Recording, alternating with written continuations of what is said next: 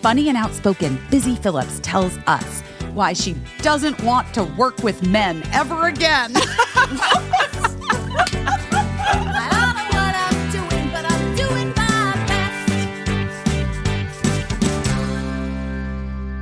Hi, everybody. It's me. It's Busy Phillips.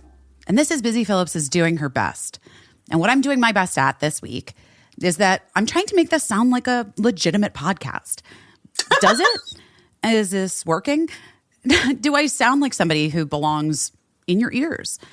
If the answer is yes, please reach out, like, and subscribe, and tell all your friends. And most importantly, please download the fuck out of this, because that's how we're going to get ad support. So I hope that you like this tone in my voice, because if this is successful, you better believe that this is how I'm going to talk for the rest of all time. How was that? I'll be interested to hear the feedback on it. Okay. I'll be interested. Okay. Yeah. I think a little bit. Well, first of all, I'll introduce myself this week. This is great. It's me, Caissie. I'm here. I've been here every week. I've had perfect attendance so far. Busy's friend Caissie St. Ange. Mm-hmm. Caissie, how do we know each other? How do we know each other? We know each other through our dear friend Paul F. Tompkins, who's one of my you're my third photo on Instagram. Yeah, ever. I know. That it's such a bad photo, but it makes me so happy. I was in like a very rough place at that time. My health was really bad at that time. But we took a photo together because we took the photo to be like, hey, Paul F. Tompkins, we're together. Because and I posted it for my 250 Instagram followers. Yes, yeah. And I was working at Watch What Happens Live, and you were a guest on Watch What Happens Live. And correct. And so that's how we know each other. And he's one of those kind of people. If you don't know Paul F. Tompkins, you should know him. He's like, I've worked for some of the most, I'm not bragging. Everybody hates a bragger, so I'm not bragging because everybody loves me. I think is that true? That's universally known. I think it is true. I actually do. Oh, thanks. That's nice. I was joking, but maybe it is true. But I've worked for some of the most famous comedians in the world. And Paul F. Tompkins, I think, is one of the most talented comedians I've ever known on the planet. And no one makes me laugh harder than Paul F. Tompkins, ever. Yeah. That's just if that's a fact. He's one of the most talented comedians, but one of the most wonderful things is, and I think this is true about the most talented comedians, because I've known a lot of very, very talented comedians, is that he's also really generous with how funny he finds other people. He's not stingy about it at all. He's a laugher. Yeah. If he thinks you're funny, he's going to fucking laugh. Yeah. And you know who else is like that? Is Steve Agee. Yes. Yeah. My friend Steve, who's fucking so funny, but also a generous laugher and genuinely enjoys. It's not performative with either of those. No. Dudes, they genuinely find other people interesting and funny, and they're listening. Yes. Which is key. Yeah. Guys, here's someone that I've listened to my whole fucking life. It's true. It's my very sister. True. The game on this podcast, on this episode of Busy Phillips is doing her best, is to tell our voices apart. Now, I guess it's like a little bit of a trick because I do have a better microphone than you right now. So yeah, you do. So I think people are going to be able to distinguish the two of us. But and Leigh Ann is our guest co-host. She has a different name than you. Her name is Leigh Ann. She's busy. Leigh Ann Dolan. So there's more than one. Oh, wait, should I not say her last name? Does it matter? People know my last name. I was a producer on your show. Oh, she was a producer. It's not a secret. It's not. She's not in the witness protection program. You guys, I literally don't know anything anymore. I'm not you're kidding. Right, I could be in the witness protection. I am not. I just mean like socially. Like I feel like everybody's like forgotten how to do everything. Yeah, you're not wrong. Speaking of which, okay, so big week. Huge. So Girls 5 Eva came out last week, guys. I don't know if you watched it yet. It's my favorite thing ever. I love it so much. But I had some of the producers, some of the cast members that could come over to hear my house here in New York City the night that the show premiered on Peacock. And everyone who was coming was fully vaxxed. And Tina Fey and Jeff Richmond, guys, brought their children and had their kids tested before they came. You know what I mean? So like everyone was here. My kids were tested. So everybody was here so we could have like a gathering, not unlike Magic the Gathering, I think. Yeah, no, that's very similar. Very unlike it. I don't know. I don't know what Magic the Gathering is. I feel like you've never played it, but it's very different. I just don't know what it is. Yeah. Okay, anyway. But you know, I do like magic, and this was a gathering. It was a magical gathering. Yeah, it was a magical gathering. So anyway, so we had like Ruby Rosa. We ordered pizzas, and Milk Bar coincidentally had sent me some like Mother's Day goodies, and I was just like repurposed for the party. Obvi, I'm not gonna like 100%. Yeah, I didn't need to order dessert; it showed up. There you go. And we had like some tequila drinks, and it was so weird to have a gathering of people in my house. It was probably like, I'm going to say there were 20 people total. Wow. No, I felt like crazy. I would have been nervous. Yeah. I would have been nervous. Well, we actually are super lucky here, and we have this really cute backyard space, and it was a beautiful day. So I was like, so the party will just be outside. But everybody was like, you know how they do, gather around the hearth. And everybody was like in the kitchen, even though I like put the food down, you know, like I moved the food where I wanted the people to be, but people were just like so excited to be, I think, together. Together. A thing. You guys, I felt nuts. And I do think, I just want to say this because after also traveling to Arizona this past weekend and seeing the amount of maskless people and just like indoor dining and like clearly not giving 4 fucks about the pandemic. Yeah. Right. I do want to, maybe people listening to this podcast are living in an alternate reality than some other people in this country have been living. Maybe. I don't know who you are at home. I don't know all of you. I know a few of us, and I know Caissie, and I know my sister, and I know me, and I know the kind of protocols that we all have taken during the pandemic and been varying degrees of very intense about it. But it was very wild to have this party, but it was really exciting, and everybody had a nice time. And but this was my whole point. At a certain point, Eric Gurian's partner Victoria was like, "I'm really hungry. Like, I do need to eat." And she's breastfeeding, you know, because they have the baby now. So I was like, "Oh my God, Victoria! I mean, there's all this food. You have to go get some." She's like, "Why is no one eating all this food?" And like the party had been going on for almost 2 hours. It was like almost 8:30, and I had all this food since like 6:45 put out, and I was like, guys, everyone forgot, like we were all so excited to just be in the same space with other people. Like no one ate, no one took any, and no one knew what to do. And I was like, guys, there's food, like please eat. Like I feel like people aren't eating because they're just all so excited. And then Tina goes, yeah, and also you forgot to throw a party because you didn't tell anyone that there was food right there. And I was like, oh, right. That's on me. Well, I talked about this on the podcast, is that I went to like a dinner party of your dinner party of all vaxxed ladies, and I fucking talked the entire time. Like Leigh Ann, I don't know if you listened to that podcast, but like I talked the ears off of like 5 vaccinated ladies. Like I talked like I never had talked before in my life, and like so much so that I texted and apologized because I only knew one of the ladies, and so I texted to apologize to all of the ladies the next day to be like, I am so sorry, I've never talked that much in my entire fucking life.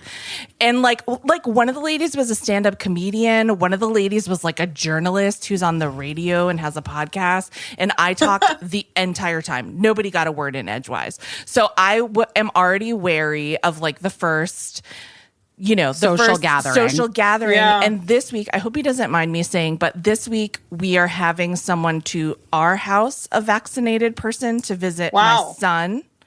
it's his first thing, just one person. Yikes. And it's his first thing of having someone in the house. And so, we're getting ready for that, and it's going to be low key. But then my husband just ran into another friend of ours, and she was like, what are you up to? And he mentioned, oh, we're going to have one person.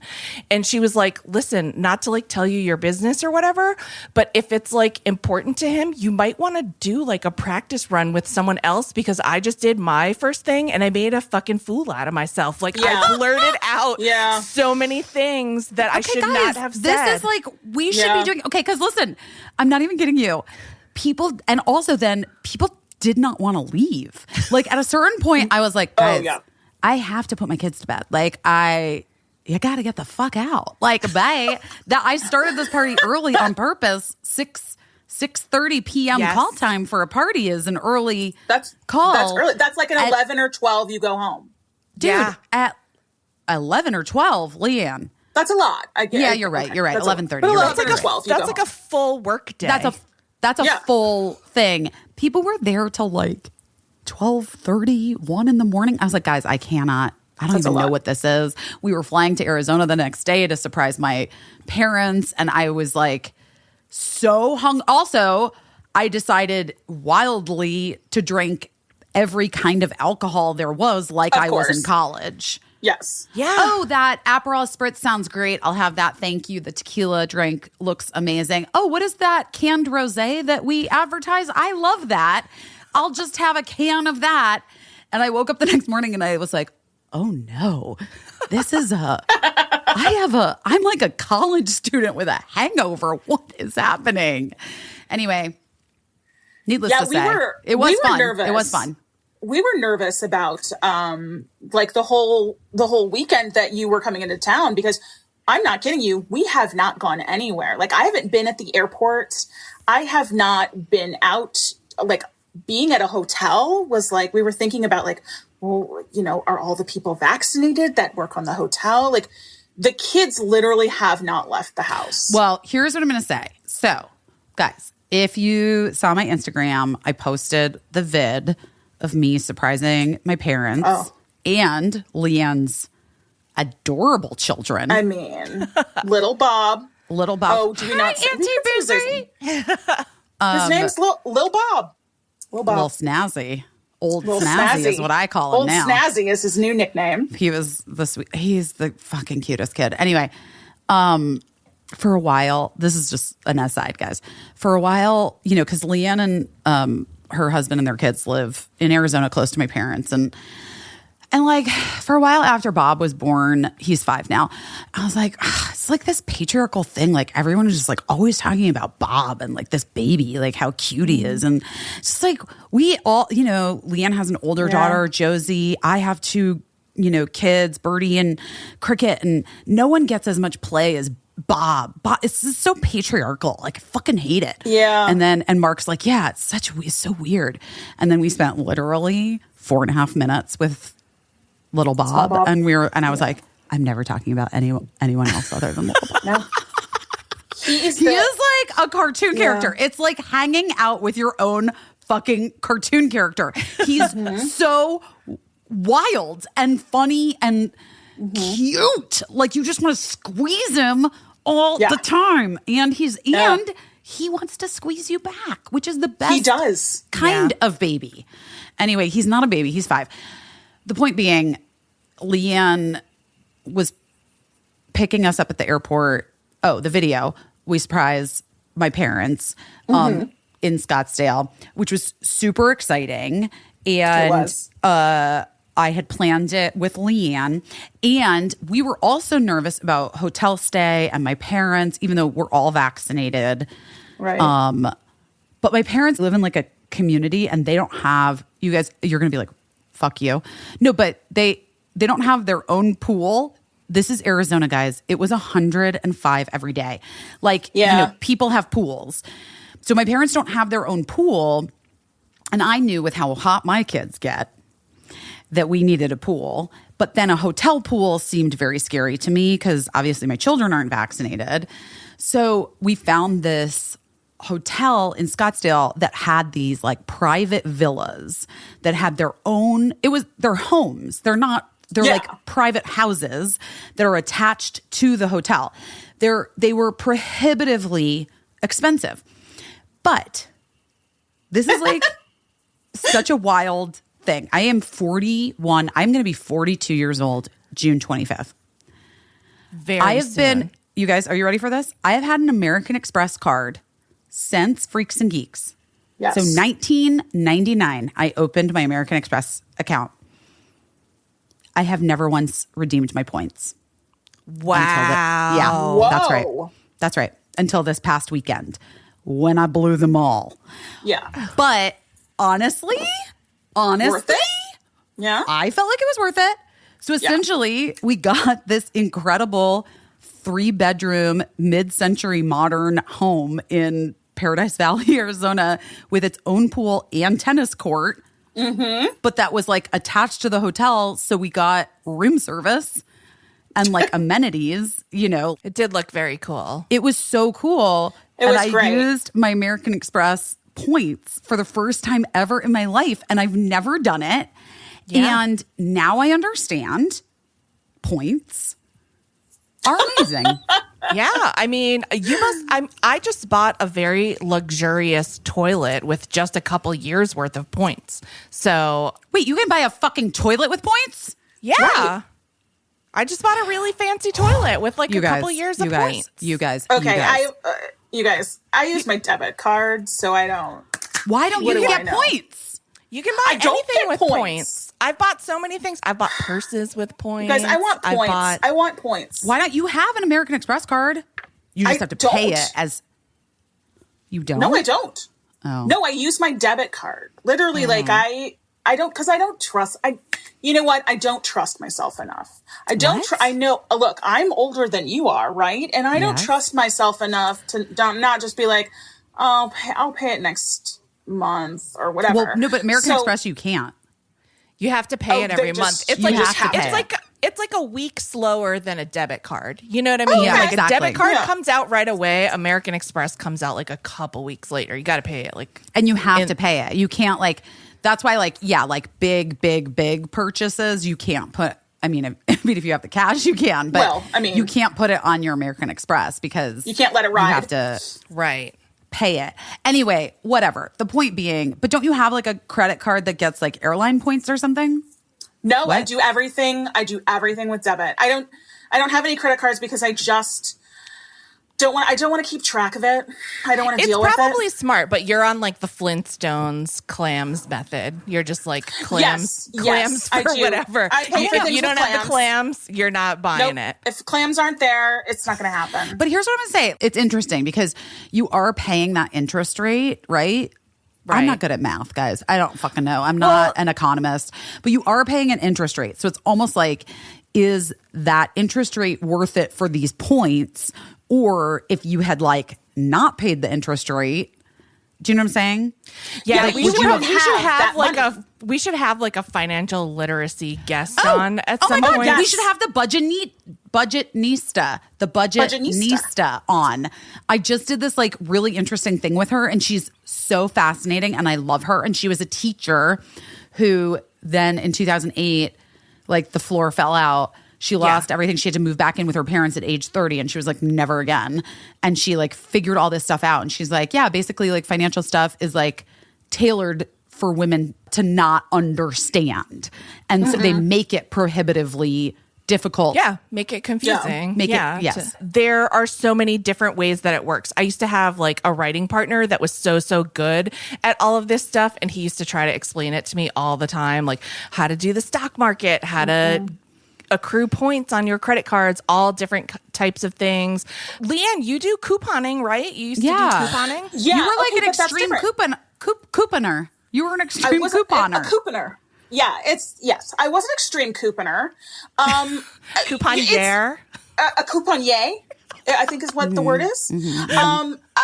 It's actually really, it was actually really easy. A lot of the stores have changed their policies and don't double coupons anymore. So it's very hard. And it really is you really have to be committed to it. So you got to get the paper. You got to have your files and file them all up. Wait, but are people not electronic anymore? I mean, like, okay, but that's the thing. There's electronic and there's paper, and sometimes you can combine them and sometimes you can't. And if you have them on your card, sometimes they take the electronic, but the paper is for more. So you have to be very careful. It got to be a lot. Again, it's a lot. I'm trying to simplify my life. Right. So, so that got to be a lot too. But so my point is you are very, very smart. Leigh Ann is very smart and she can do anything. I think that Leigh Ann, in a perfect world, Leigh Ann would be a private investigator because she can find anyone on this planet, in my opinion. She can find anyone on this planet and convince them to go anywhere and do like any wild stunt. You know what? It's true. It's true. It is true. It's true. We can talk more about that. It's going to be my second act. That's going to be my second act. But my point is that I think that you could probably do any of this points, any type of investing or whatever, because like you're able to understand couponing. All I bring this up to say is that it's really nice to like have unexpected free shit that maybe you already paid for in some way, shape, or form, but it feels nice that it was like this real fancy house that I never would have splurged on because it was like stupid. But my entire family, it was like big enough that my entire family could come over, my sister and her family and my mom and dad, and like everyone could hang out and the kids could play and it didn't feel cramped and Mark could like grill out like an Airbnb, I guess. Yeah. But it was free because it was really, you know what, truthfully, Biz, it was really, really like, I don't think I have seen our mom smile like that in such a long time. I mean, it's been hard on everyone, Caissie hasn't seen her mom the same amount. Yeah. Right? Yeah. It's been a long time. Yeah. It was like a year and a half for us. Mom kept telling people had been almost 2 years. I was like, Mom. I feel like that. I know. Yeah, because I think most people who live like far from their parents hadn't seen them since the holidays. Like they're probably expecting to see their parents over the summer, and then So yeah. It was a year and a half for us, and my kids, and it is weird. Like for grandparents, like Mark's mom said, "Oh God, I don't want to cry." Mark's mom said the saddest, like most heartbreaking thing last weekend when we were with them, because we got to see them. I talked about it last week. And she was looking at my kids and was like, this thing robbed us of such precious time. And it made me really sad. Yeah. Like she was just talking about being able to spend time with these kids because she is aware. Like it's not going to be that they're not going to have that much longer, Yeah. to spend with them. And we don't live close to them. And, so those few visits a year that we would get, having those taken away for a year and a half felt really, really terrible for everyone. And my kids too. I mean, could you believe Birdie hugging my mom? The second Birdie saw me, they just ran and they wanted to hang out with Bob all weekend. Well, that was really cute. Like the little Bob and Birdie had a bond, and little Bob was like, "Where'd that other one go? I want to hang out with the bigger one. I like that bigger one. Where'd that one go?" Like your friend. Gosh. He's so your friend. He would say to Cricket, "Where'd your friend go?" Yeah, where'd your friend go? He was so happy to be around people he knew and he hadn't seen in a long time. I know. And people that were closer to his size. He literally has not seen anyone. We haven't sent him back to school. So he hasn't been at school. And for him to be with these people. Even though is Arizona open, what's the deal? Arizona's open. Our governor kind of sent everybody back, forced everybody back, whether or not they were ready. Idiot. What's that fucking recall fucking bullshit happening there? Oh, yeah. If you do an audit and it doesn't come out the way you want it, evidently in Arizona, you can just keep doing it until it comes out the way you want it. So there are people who are auditing a company that's run by some QAnoners are auditing, quote unquote, auditing all the ballots. They're testing the ballots to see if there's any bamboo in them, because there was a rumor that a whole bunch of ballots from Asia were flown to Arizona. And the way that they know that is that there's bamboo in it. Oh my God. In the ballots. Oh my God. So that's what they're looking for too. The idiocy. Jesus. Welcome to Arizona, guys. Welcome to Arizona. It's just like, it's ridiculous because they're just so empowered, I guess, by, I don't know. I hate it. It's a lot. Okay. So anyway, we surprised my mom. Everybody cried. It was fun. I used points. There was a lot of tears. Is that sort of like what you feel like you were doing your best at this week? I think being a daughter, I was being the best daughter I could be. Not the best daughter ever. Not Leigh the best Ann. daughter of my mom. No, Leigh Ann. I think that's great. That's wonderful. Oh no, I was being a great daughter this week. Good.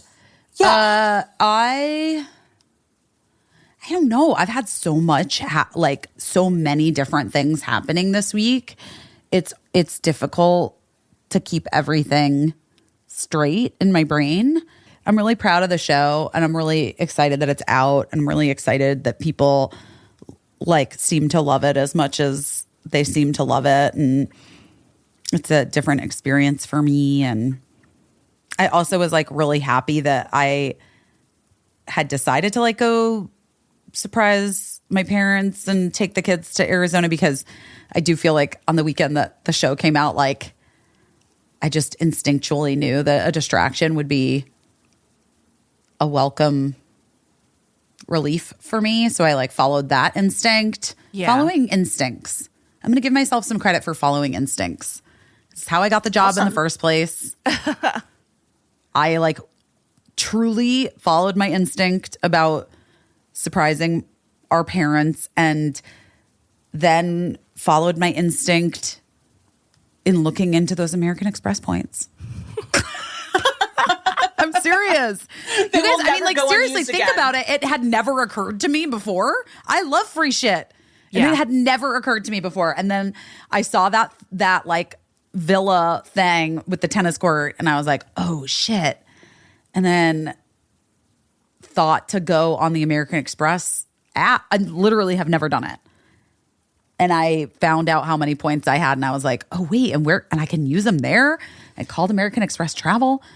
And you know what's so weird is that Sarah Bareilles and I were on the phone, and we're talking, and she was telling me about this thing that she's doing soonish or whatever. She's going somewhere. Yeah. And she was like, and you know what? I used all of my American Express points. I have been saving them up. Same thing with her.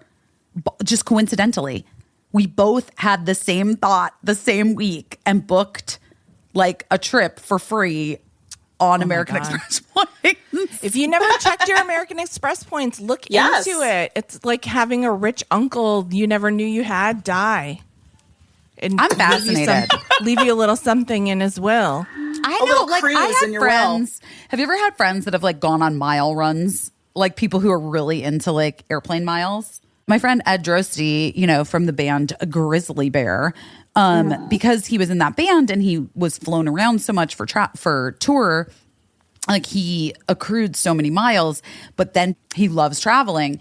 And so then became very invested in that frequent flyer life. Yeah. And the perks that it brings. And he would do mile runs to keep his elite status. Yes. And mile runs, guys, if you don't know, are where you get these emails that they're you'll get triple points if you go to Boise, Idaho in the next 2 months or whatever. So he would book these random ass trips for 24 hours That's to so funny.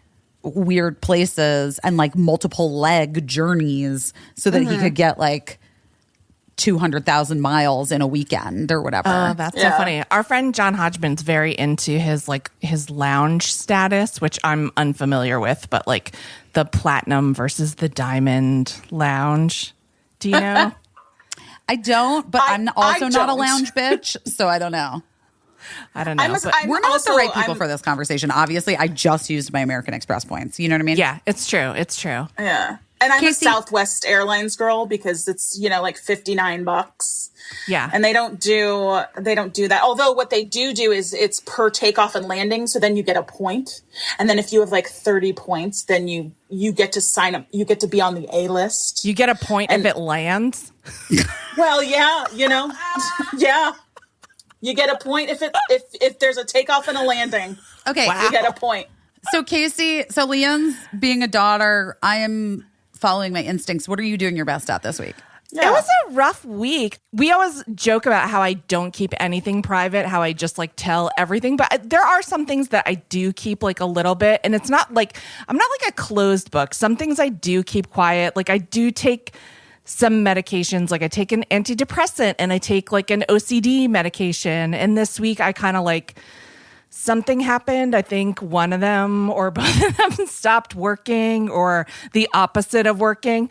I think that's what's happening. But the reason why I don't really talk about it so much is not because I'm like embarrassed or ashamed or anything, like because I don't think there should be stigma surrounding that. It's because I want to avoid advice. Because I think it's just people's instinct to like offer you advice. And I think it comes from a place of love because people want to fix everything. And advice is like the most natural way to like try to help you to like fix it for you. But what it leads to is just people giving like a lot of wacky advice. Just like go out and get some fresh air or whatever. And those aren't necessarily like things that are helpful. So those are the reasons why I kind of like just keep that stuff on lock. But so anyway, those medications that I am taking, I think weren't working. So I kind of have to like adjust that. But if you've ever had that happen, it's just kind of like a weird situation where you're just like, what's happening? I don't know if you guys have ever had that happen, but where you're like, is this me or is it this medication or is it the situation that I'm in? Yeah, I was going to say you have a confluence of circumstances working against you right now, I would say. Yes, for sure. And so that's where I was this week, where I was just kind of like, oh God, like, is this me? Is it my situation or is it the medication?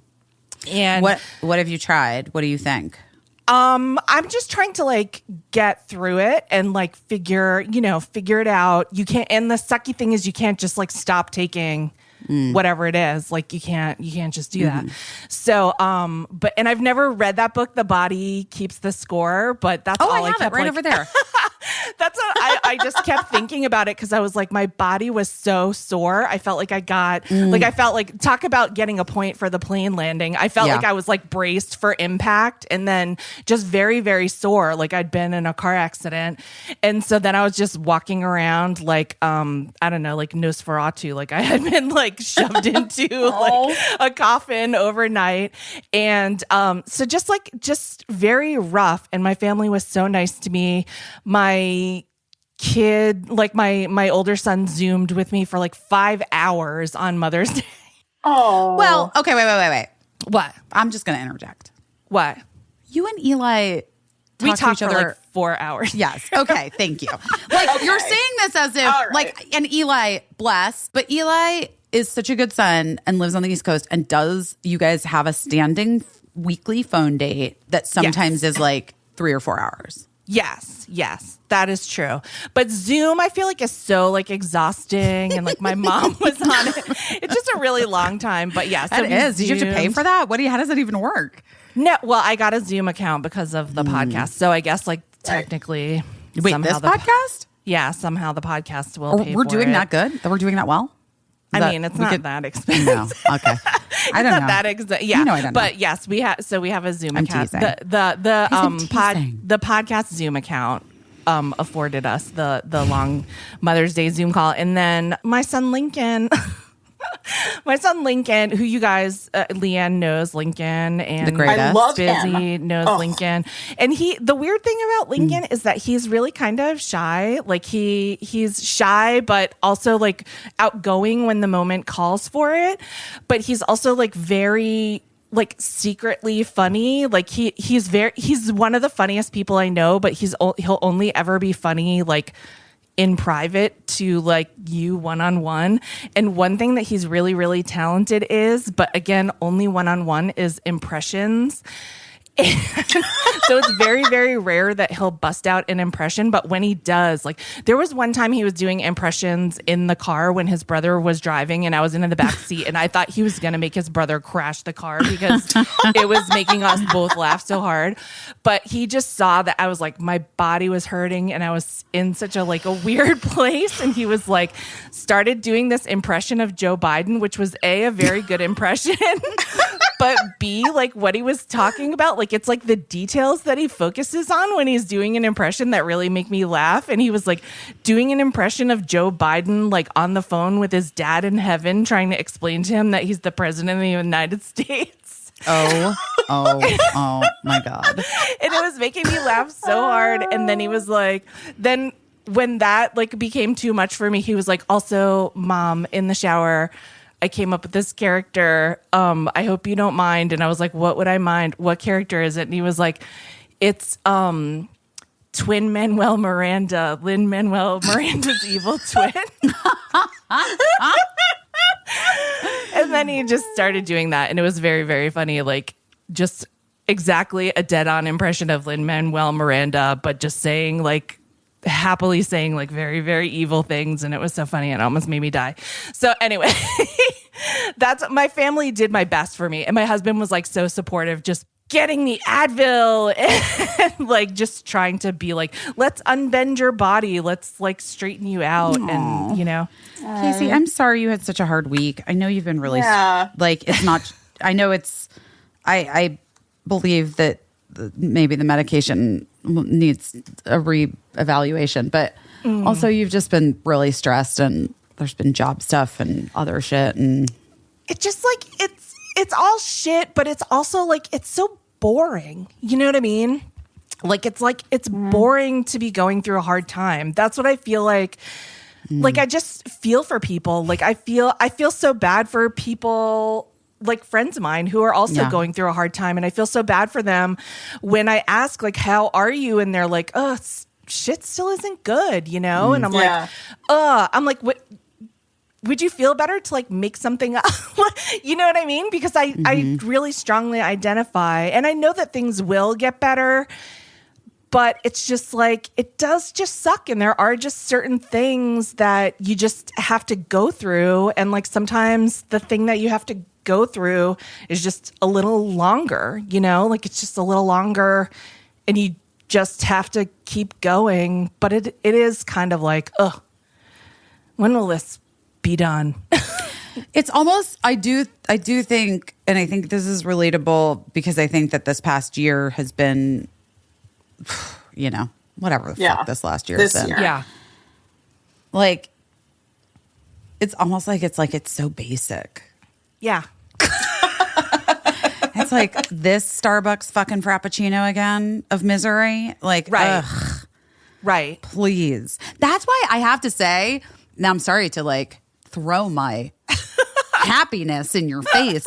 No, but that's why also like this past week for me was sort of extraordinary in so many ways, which was just like the joy that I had, like the joy that show gave me, like truly, you know, you like, it was a lot of work and it was really fucking hard. Yes. And it was in the middle of we're still in the middle of the pandemic. But it was like, it was pandemic vibes. Right. And then to have it like come out in the world and to be able to celebrate with some of the people that I worked with. Like I barely know Meredith Scardino's lower face. Right. You know what I mean? Right. Yeah. Like I'm still getting used to seeing her mouth. Right. Yeah. She's like, and I worked with her every day for like 7 months. And I'm like, that's her mouth. Okay. Yeah. I mean, it's beautiful. She's got a beautiful mouth, but I just like, I don't know. Like, that's part of the reason why, like, yeah, it felt so good that people responded so wonderfully to that show and everything.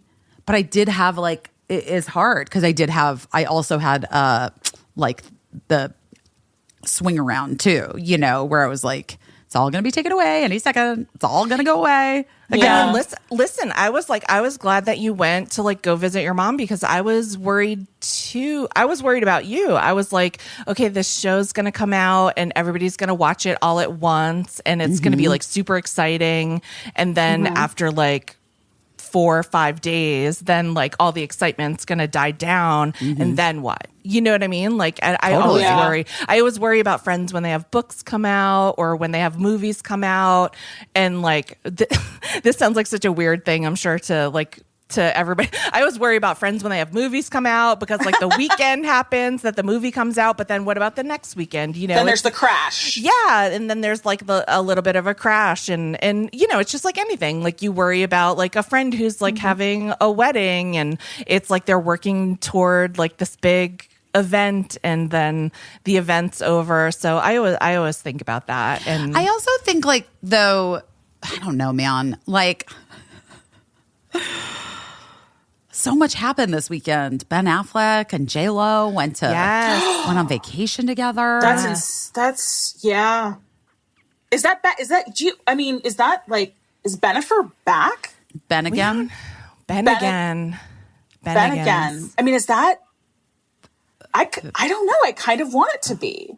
Everybody Am I the only one that Leigh Ann, okay. everybody wants it to be. I don't know. Leigh Ann, follow your instincts. Everybody wants it to be. I will, Biz. Somebody asked, a guy friend of ours asked on Twitter, like, why is this is exciting to me? Why is this exciting? And I was like, because it makes us young again. It automatically means we're all like, you know, 20 years younger. 17 years ago. 17 years younger, you know. Yeah. But yeah, it's true. And Michelle Collins did have a great take on it, which is like he does look hotter. He looks like hotter already. Just 1 week. How is that possible? Just 1 week hanging out with her in Montana.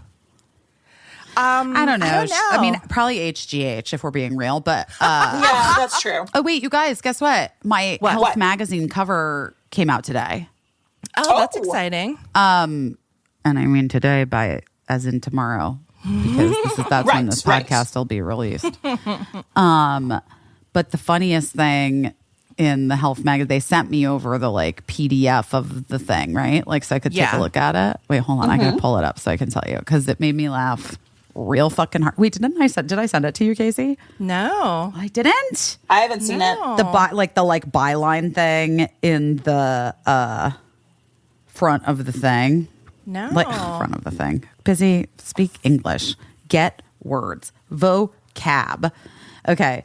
So, it's like the cover of the magazine. It's real pretty. Yeah. I'm into it. And then, like when you go to the article, right? Like it has that like little funny, or like the little thing that like says. Yeah, like the subheading. Okay. Are you ready for mine? Yeah. Mm-hmm. Funny and outspoken Busy Phillips tells us why she doesn't want to work with men ever again. Oh, wow. The wellness lesson she's still trying to learn and much more. But just like that in and of itself made me lol so hard. I was like, where's the lie? Truly, where's the lie? But also like to see it like that in print just really made me laugh. That is hilarious. Ever again. Yeah, we did so today I'm still doing press. We did Drew Barrymore show. I don't know when the fuck that airs. We did I did Watch What Happens Live with Amber Ruffin, with our friend Amber Ruffin. Yay. Oh. Sweet, sweet Amber Ruffin. She's great. Maybe the Drew Barrymore show airs today, May 12th at 9 a.m. Eastern. Okay. Sure. Assuming this podcast comes out. Guys, we don't know what's happening. We don't know. We might be a little late because of like travel schedules. So sorry if we are. I had so many things that I was like, make sure we talk about. Oh, yes. This is it. I fucking finally remembered. Okay. So, obviously, big week for me. Yeah. This past week. Like, huge. And on top of everything, we all pretend like it doesn't fucking matter, but it does when everybody loves a thing. Like it actually does matter. Like we get real excited. Yeah. And I've been fortunate enough in these reviews that have come out, all of them, that people are being extremely nice to me and my character work. Yeah. My space work. Yes. Your space my work. prop work. My work with props. Yeah. Anyway, whatever. No, they've been like, people have been really nice to me in these reviews and stuff, right? Yeah. So, I mean, and like, never, honestly, and I've been involved in like some huge, incredible things in my career. Never in my life have I had this experience where it's just like overwhelmingly supportive of the show and of my character and other people's characters on the show too. Yeah. So last Tuesday night, I was washing my face and I was like, ouch, my nose hurts. Ow, my nose really hurts. Like the inside of my nose. I was like, oh, feels like I have like this pimple in my throat. You guys, this is like, for me, this is the universe. The week that I have, like literally best career week of my life, that Hollywood Bowl performance, the live stream with Sarah Bareilles, which we didn't even talk about. Like, and I wanted to talk about that. Like, I couldn't talk about it at the time because we were holding it. Guys, I wasn't in Los Angeles this past week. It was tricky. Yeah. It was tricky. We had to because of COVID and everything, we had to fly in like a month ago, right? Mm-hmm. And I couldn't talk about it on the podcast because I'm like, this is Sarah's thing. And like she had a whole plan for announcing it with her live album. And I obviously like was so thrilled to just be a part of it. But then getting to see like the live stream airing, singing, like, so seeing myself sing at the Hollywood Bowl, because I hadn't seen it until Friday. Girls Five Eva coming out, people that I have known for years and really respected their work, like emailing me, texting me, like reading reviews and having things sent to me and like people mention it, whatever. I just was like, this is the fucking best. And then the universe was like, on Tuesday night, they were like, we see what's about to happen. And so we're going to give you legit the worst zit you ingrown hair / abscess that you've ever had in your life. And we're going to put it inside your nose, like up in a place where like, A, you're never going to be able to, you can't pick it, babe. Like it's not possible. And B, you're going to have to be on antibiotics for like a week because it's so bad. So you guys, today's interview, I had to go to the dermatologist last Thursday because it was so painful. My entire nose was, Caissie, how bright red was my nose? Well, you must have had good makeup because I didn't really notice how red your nose was in anything. Caissie, I'm going to send you a picture, a screenshot I took of our interview with Renee. And this is how I know your medicine is off. Because Leigh Ann, okay, this is, guys, not a joke. Cricket started calling me Rudolph the Red-Nosed Mom. Oh, like in like a sweet way. Like a cute way. All right. By the time I got to Arizona, Leigh Ann, I had been on antibiotics for like 3 days, and the dermatologist had like it was, you guys, I cannot explain to you the throbbing pain of whatever the fuck had happened inside my inside your nose cavity. Oh no. Anyway, but I do feel like it sort of is like, that's who I am. Do you know what I mean? Right. Like it's like I like have all this excitement and this super fantastic week, and career-wise, I never thought I wanted to act again, and then like get this thing kind of sort of just presented to me in this incredible way, and I'm like, oh my God, this is my dream, and then have this magical experience, and then my nose is throbbing in pain for the entire time. Anyway, whatever. I'll post a picture. You'll see. It wasn't great. Did it make you rethink that you never wanted to act again? Is it that you just didn't want to? Yeah. Is it that you wanted to act so much, but you just didn't want to deal with nose zits? The rest of it. The rest of it. And I mean, nose zits are like, that's part of it. Painful. Yeah. That's the fallout. But Well, what do you mean? Like, if you took everything else out of it, if you took the business out of it, if everybody just got to do what they wanted to do and paychecks weren't part of it and egos weren't part of it, and it like if everybody just got to do what they dreamed of doing and everybody was like supported, would acting be what you chose to do? Did you really want to give it up, or was it just like you want to give up the rest of it? All of the stuff that goes with it. No, the business in and of itself is terrible. That's yes. And that's what you're saying. And Caissie, you know that from experience. Yeah. But I will say that like my sort of revelation about not wanting to deal with the business anymore, coinciding with monetizing my Instagram, having other streams of revenue, doing more commercially based jobs, like my, spokespersonship with Olay or whatever, like allowed me the freedom because I was like, oh, I'm still making money in a way that like feels not so far off from the thing that I like to do. Right. You know what I mean? Yeah. But I don't have to subject myself to the part that makes me feel like garbage, which is what I think is my issue. Right. Well, I mean, if here, all things being, but if I hadn't had that, if I hadn't had the experience that I had, I don't know if I ever would have gotten to the place where I was like, all I want to do now, and all I will do from here on is make things and be a part of things that I want to watch or my friends want to see. Do you know what I mean? Like just be a part of making things for us. It's very interesting. Like here, you got to be a part of a project where you didn't have to go through a grueling audition process for this. And that was lucky because you happen to be friendly with Tina and she knows your work and, but the thing is like other people did audition for this, like for not people on our cast, but I do know that like people were vying for the role of Summer before. Oh yeah, for sure. And that part was that lucky. Sucks. I know, but that sucks for them. Like I hate this business in that way. Like I hate that idea of, God, that somebody is going to be heartbroken that they didn't get it, Right. Well, that part was lucky. But then when you get past that part, nobody like came and told you guys like, oh, you're too fat, you're too ugly, you have to like get plastic surgery. This is gonna be boring to people because not enough men are in it. And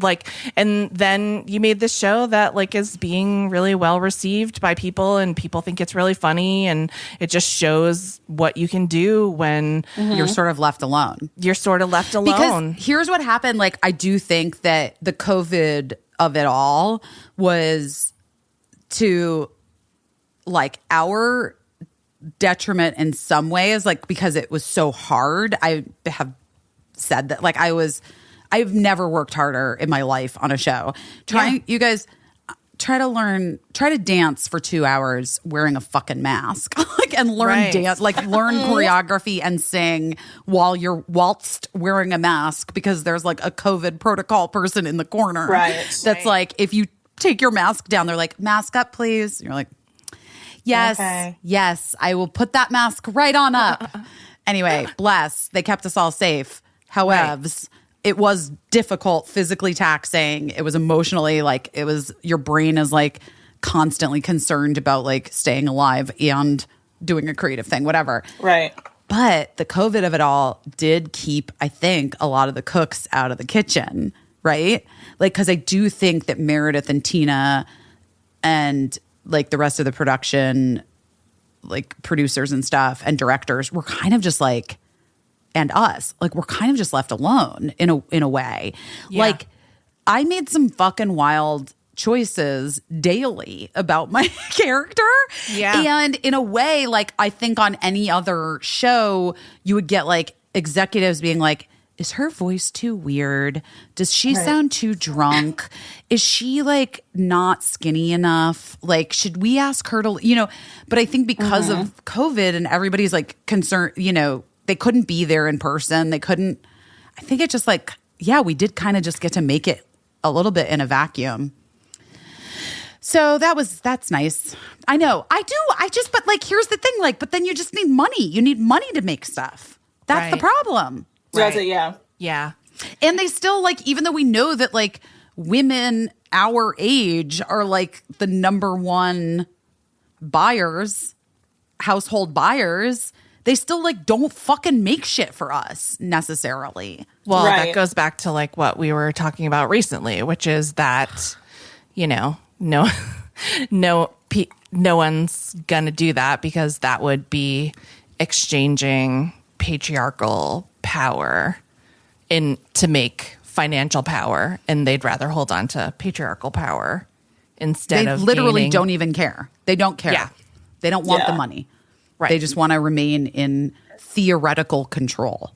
And I say, fuck them. Anyway. There you go. So guys, I talked a lot about myself and Girls 5 Eva. Well, that's okay. It was a big week. It was a big week. And busy, honestly.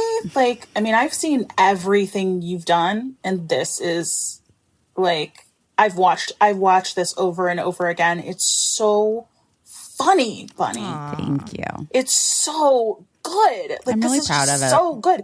It's literally like the culmination, and so funny. And it's kind of even goes back to that Bennifer, Ben and J-Lo, whatever. It's just like, I think that's just something we need. I don't know. I don't know these things, but it's just something we need right now. We have been talking about like how hard it's been, and to just like turn it off and watch Girls 5 Eva. Well, that just makes you smile. It just makes your heart happy. I like it. I mean, I like it for a few reasons, but I do also, it is the thing that Caissie and I have always talked about too, in terms of like the kind of stuff we want to make, which I think like Meredith and Tina like are very much in line with, which is this like sort of subversive way to like, you can be really funny and you don't have to be heavy handed, but there is like a real fucking core message in the show about like agency and being a woman and being specifically like a woman of our generation, the three of us. I'm talking about Gen X, guys. Yeah. I'm talking about Gen X. Yes. Gen Gen X. The unseen, forgotten generation. Yep. The Jan Brady of generations. But anyway, I am so grateful for all the support. You guys, if you watched it, if you loved it, thank you. If you didn't watch it, you should probably figure out how to get Peacock. I know it's confusing. I don't know how to do it myself, but somebody in your life can help you figure it out. I promise. Wait, hey, by the way, we never got the update. Did you drop the mosquito pellets in your neighbor's yard? No, I've just been like, I haven't had a chance because I've just been 24/7 on this project. I'm longing to go for a walk to drop the mosquito pellets, but Caissie, I gotta say, I'm a little disappointed. I really wanted you to. I really want to. Yeah, I might get a chance to do it this afternoon. I'll let you guys know. Okay, I hope you do. Yeah. I think that would be good for your soul. Yeah, I think so too. What if you found out that it was like all just like West Nile virus and that's why you felt weird? Oh my God. I'd actually be happy. What is wrong with me? What is wrong with me? What? Why?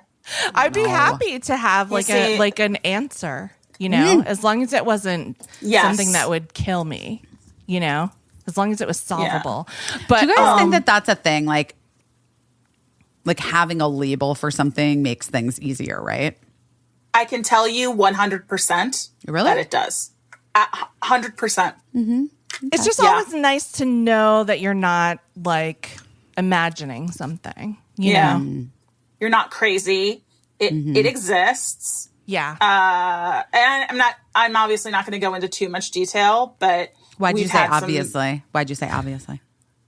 Oh, I'm obviously not going to because it's not my story to tell. You know me so well. I'm obviously not going to go into too much detail, but because it's not my story to tell. But we've had some issues outside of coronavirus in the past year in my family, and we went to the doctor and we had a whole bunch of tests, and we found out what was ailing one of my kids, and it just took a huge weight off.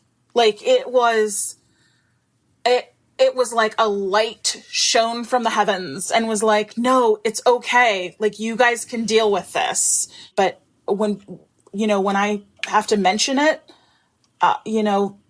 people will say to me like, oh my God, I'm so sorry. And I'll say, no, you don't understand. Like, don't be sorry. We're happy. Like we know what it is now and we can deal with it.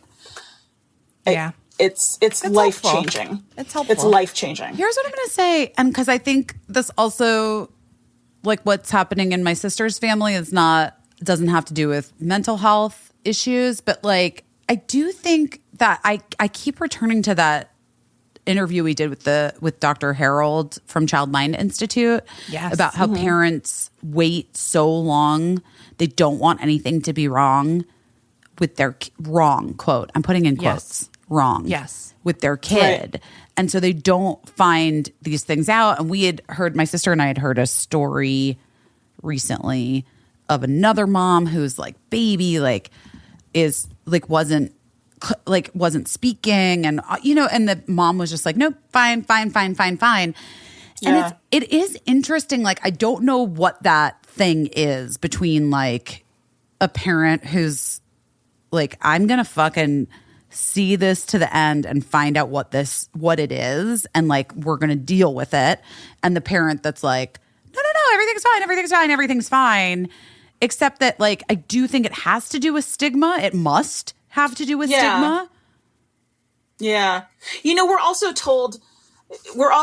like overreacting mothers are made fun of, and we don't want to be overreacting. Right. But why do we as women specifically give so much power over to like doctors when we instinctually feel a thing and we're like, oh, wait, this is the thing. And we've been like taught to push it down, right? I mean, I think like ours might be, because we were always brought up to be like, Mr. So-and-so who lives next door, like age has a certain respect level. Not for me, but okay. Well, okay, I was. And professions have a certain respect level. And, and I didn't get a medical degree, so I don't know what's wrong. Right. But now maybe it's like because we all have a WebMD. Right. Yeah. I left the pediatrician. I left the first pediatrician that we had for Birdie. Because you did. We had this pediatrician, and there was something there. I mean, like you guys, this is a million fucking years ago, but their little belly button nub. There was something like over the weekend with the belly button nub, and it was like bleeding a lot, and like the babies are tiny when you bring them home. Like they're not. And so like bleeding a lot is like feels like a lot. Like, how when you get your period and people are like, it's only 2 tablespoons of blood or whatever, but you're like, no, I'm pretty sure it's like 14 cups. Right. But like they're, whatever. But they're like, no, it really is only 2, whatever. The point being, the Birdie's belly button was like not falling off. And like, I was like, it's not, listen to me. I know nothing about anything. Like, I mean, medically speaking. And I'm like, it's not cauterized, right? I'm like, it's not cauterized. I know it isn't. Like, it's something, there's something like not right. Like, cause it's not supposed to be bleeding this much at 5 days old. Call the like late night number. And the doctor, this old school doctor, pediatrician in the office was on call and literally said to me, you new first time mothers think you have to call for everything. It's a belly button. And that's why it's this mom shaming. The next day took Birdie in to see the pediatrician, and they were like, oh, yeah, no, this wasn't cauterized correctly. And it's like kind of, okay. Yeah, no, should not be bleeding this much. Yeah. That's why it looks like, and they recauterized it. We left that doctor's office and I was like, and I'll fuck you. And then we went to another doctor. We were so lucky with our pediatricians in the city because we had just a very nice lady, Dr. Camille Senzamichi. Dr. Camille, if you're listening, we love you and we miss you. But she was always like, let me tell you everything that this looks like it could be, because I know you're just going to go look on WebMD I love that. and see everything, because I know that you're very smart people and you're just going to look. But here's what it's not. And so she would just, but she was also just super lovely. And Eli loved her because he loved like dark-haired ladies, and she was a dark-haired lady. But and he had this really weird, oh my God, he had this really peculiar like illness one time. It was called erythema multiforme, which it was like he broke out in these hives that then turned into like these bullseye like marks on him. I don't like it. I don't like it. I hate it. I hate it. Turned into weird bruises all over his body. It looked insane. And she just knew, like, it literally looked like we like threw him down the subway stairs. And I was so scared to bring him to the doctor. And she was like, she just knew instantly like what it was and explained to us like how it probably happened. She was super, super smart, but she was so great. And everyone that worked with her was so great. And when you were talking about that nasty doctor, like saying that on the overnight line, I remember when he was just pulling himself up on the on his high chair when his just before his teeth were coming in, and he fell down and banged his like gum on the whatever. And I called the doctor who was on duty, and I'd never met this guy, and I was like, my baby fell and banged his mouth, and he's bleeding. And he was like, okay, is he bleeding a lot? And I was like, yeah. And he was like, it bleeds a lot, Mom. Anything in the head, it bleeds a real lot. And he was like, but it's okay. And he was like, the most important thing to do, he was like, get a wet rag. But the most important thing to do, are you alone? And I was like, yeah. And he was like, you need to hold on tight to the baby and sit yourself down, because it bleeds a lot and you might get like wobbly knees. And like, he was like, because that's going to bleed a lot. And he was like, so I just don't want you to get woozy and fall down with the baby. And I was like, oh, thank God. He's like taking care of both of us. You know? Oh my God, that's cute. He was just worried that I was going to like pass out and like, you know, throw my baby like out the window or whatever of a high rise. You did not. Thank God. No, I didn't. Oh, thank God. We lived in the basement, so it couldn't. It would have been. It wouldn't have hurt anyone. Yeah, it would have been fine. Well, guys, listen. It's been a lot. It's been a lot for all of us. Quite a journey. Yeah. We have a really nice interview today. Yes. The amazing Renee Elise Goldsberry, who talks about an injury.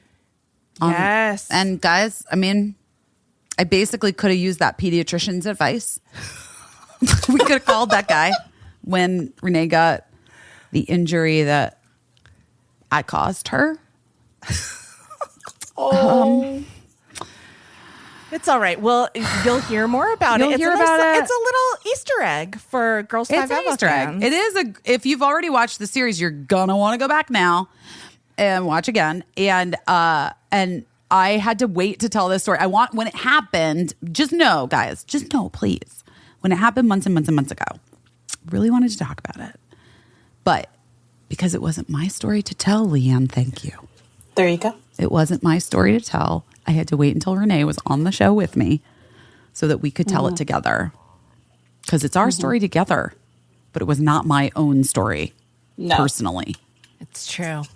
Anyway. But Renee is a delight. She was so great to interview. And I felt like we just had the time off because she just like, we just gave her the ball and she ran with it and entertained the heck out of us. I'm truly obsessed with her. If you can't tell when you listen to this interview, she is hands down my favorite person. I love her so much. And she's such a fucking extreme talent. Oh, I mean, she really mind-blowing talent. Yeah. Guys, please enjoy Renee Elise Goldsberry. Wow. I organically talked about this in my recap of the party that I had at my house. That's right, guys. I cracked open some Bev at my Girls 5 Eva party. I was serving it left and right. I've been bringing it to people's houses too. Like absolutely. As I'm starting to venture out into the world, I always bring a little box of Bev now. I love it because here's the deal. Also at that party, it was perfect. I didn't have to have like a bunch of bottles of wine open. I was like, what is it that you want? Do you want a rosé, a Sauv Blanc, a Pinot Gris, a Pinot Noir? Grab a can, pour it in your glass, goodbye. Like, you know what I mean? Yeah. I didn't have to do the work for them. They could do the work. And I didn't have a bunch of like open bottles at the end of the night that I have to end up dumping and wasting precious, precious wine juice.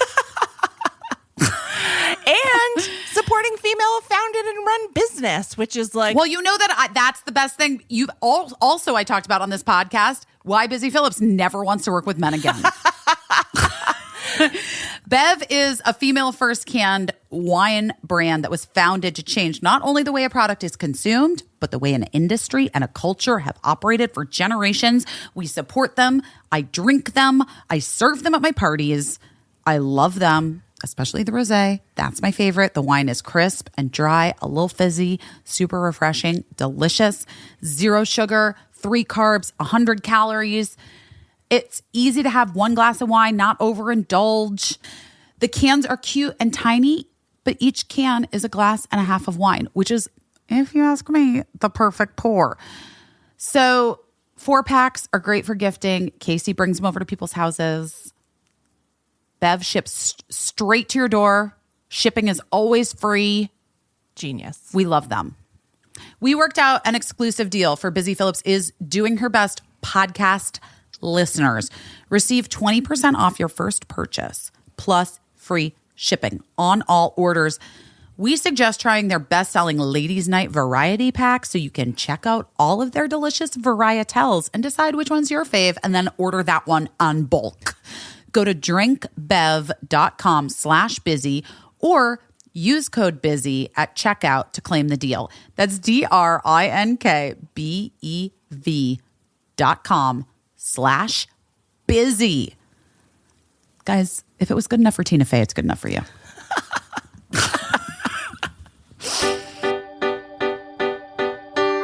Here's what I love about public goods. I love public goods. Do you know what it is, Caissie? Have you gotten it yet? Has it come to your home? Here's why I like it.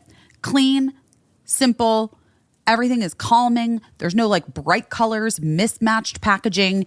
It just is streamlined. I love the hand soap. Yes. Love it. Yes. And Public Goods is the one-stop shop for sustainable, high-quality, everyday essentials that are made from clean ingredients at an affordable price. Everything. Public Goods, everything from coffee, toilet paper, shampoo, pet food. Public Goods is your new everything store. It's like a general store. It's like a one-stop shop. It's a one-stop shop. And rather than buying from a bunch of single product brands, Public Goods members can buy all of their premium essentials in one place with one beautiful, streamlined aesthetic. The hand soap is my fave. I've got it in every single bathroom in this home. It's eco-friendly and healthy and innovative. All of their products, they ethically source. They obsessively develop each one to be free of unhealthy ingredients and harmful additives that are still common on drug and grocery store shelves. They're committed to making their products healthy and safe for humans and animals and the planet. Knowing what's in your products and where they come from is important, and small changes in the way we shop can make a big impact on personal health and also the world at large. They use a membership model to keep the costs low and pass on even more savings to you, the customer. And best of all, you can make your first purchase with no obligation to join the club, but you're gonna want to join the membership. That wasn't a great song, but here's my final pitch to you.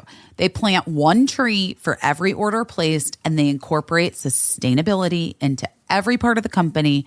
So why don't you join hundreds and thousands of others who've switched to their new everything store, which we love. I love getting my Public Goods delivery. It's so fun. It's like a really cool it's so fun. care package. It is. And you're like, I need this. I need this. I'm so glad I have this. I need this.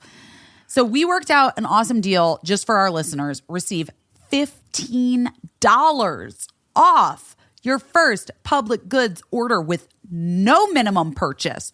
What? That's right. They are so confident that you're going to absolutely love their products and come back again and again and again.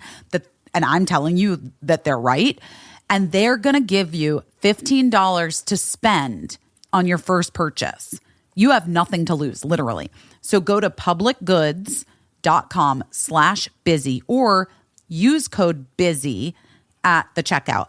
That is publicgoods.com/busy. And you receive $15 off your first order with no minimum. There's my friend. How are you? Hi. How are you? How was last night? It was great. I made it home to love on my kid before. It was his birthday, Caissie. Oh, happy birthday. How old? It was he was 12. He was 12, and I guess he still is today. Oh, Yeah, he turned 12. But yeah, I just wanted to be home. I'm glad I came home. I was hard to not go out. We never get to go out. I would have been able to have a drink with them, and we just never get to do that. But I made the right choice. yeah. Sometimes I have to say, we're all three of us here working mothers. Caissie's kids are much older now, Yes. but Our kids are the exact same age, Caissie. It's crazy. me and Renee. We have so our kids are the same wild. ages. But we know that thing where it's like sometimes you're going to miss out on like a fun moment for yourself or career-wise or with friends or whatever. But you just got to go home and like see your kid. Yeah. It's a good problem to have, guys. It is. And it's like, It's an embarrassment of riches is what it is. but can I tell you something? I think during COVID and the lockdown, my brain was rewired in terms of those priorities. And I look back on I'm going to cry. I look back on some times in my kids' earlier life when I was like on Cougar Town and like where I feel like I didn't make the same choice. Like I was like, no, I want to just fucking go. I just want to go to dinner with friends. And like, you know what I mean? Yeah. And now I think after spending all of this time with our family, I just see how important it is and also like how fast it's going. Yeah. Oh, girl. My kid is like, comes up to like, he's almost, I posted about it. This is the last birthday where he will be shorter than me. Very last one. Yeah. I think there's the silver lining in any threatening situation, right? is appreciation for shit that you never would have cared about. Like that's the beauty of the threat. You know, it's like when we pray, you know, any prayer about making me thankful about something always makes me nervous because it just means take it away. Right. Oh my God. You know? Yes, I do now. My brain just like farted. What is the prayer that every kid says before they eat, you know? Or is gracious Lord, make me truly thankful for this food that has come to us, for nourish my body for Christ's sake. That's like the thing, right? Yeah. Every time my kids say it, I'm like, don't make me that thankful. Okay. Because all it means is, you know, take it away. So I remember, oh God, breathing, you know, dancing in a room, talking to you, not without covering my face. Like who would have thought that was something we needed to appreciate, right? Not me. Certainly not me. So that's the thing with me and kids. Like it was hard to get here. Yeah. So there's an appreciation I have for it that I wouldn't have if, you know, somebody, you know, let me pop some babies out as soon as it crossed my mind. And it's the same thing now. Then they got here and I started I went back to work, you know? I know. But also, do you feel like your career trajectory after becoming a mother like really went through the stratosphere? You've been working as long as me. We're like old lady glamours on set. We're like in the corner, like trading tales of the late 90s. And some of them I forgot. That's how long I've been alive, is that major shit will come up, like that Fallon last night. Okay. Everybody's looking like, how did you not ever say that? I'm like, I forgot. Caissie, in case you didn't get a chance to see us on Fallon last night, Renee told a story that in the entirety of shooting Girls Five Eva, none of us, including Meredith Scardino, the creator, Tina Fey, nobody knew, which was that she was in a failed girl group that couldn't get a record deal. And they had a song that a male songwriter wrote for them. Yes, I was. And she lived the story of Girls Five Eva. And she just so much life has happened to Renee since 1997. It sounds like she wisely erased it from her memory. You erased that. That's the advantage of these pre-calls, I guess. Yes. That something jogged my memory. I'm like, I actually used to be in, but you know why I probably discounted it because it didn't happen. Like my life is filled with things that didn't happen. Yeah. And most people don't ask you about what didn't happen. They ask you about what did. So you kind of forget, you kind of forget. And girl, you don't have time, but my girlfriends from the time, like not my singer or whatever friend, just my friends that were around me at that time have been texting me all day. They're like, girl, I'll remember. And I remember so much. I was just telling my friend some of the things, remembering some of the moments of my girl group. And we have a season 2. And a season 3. But actually, Renee, this is exactly what this podcast is kind of about. It is about the things that didn't happen. Yes. Because obviously we all know that you're Grammy and Tony Award winner, that you are Angelica Schuyler from Hamilton. I love to hear you say that, Busy. I saw you as Angelica Schuyler in Hamilton. Did? Oh my God. I sure did. Very close up. Very, very, very close up. It was. Was I still emotionally connected to the material when you came to see it? It was. Or had I moved on? It was. I think it was Lynn's second to last show before Then I was emotionally connected. Yeah, it was a really, really good show. Yeah, it was a good one. And you were definitely emotional. Thank God you did not come to my last show. It was the most pathetic ball of tears through the whole thing. I get that. I mean, I've been around for as long as you guys, plus 2 years. I feel like, I don't know. No, I think you and I are around the same age. Sure, I'm older than you.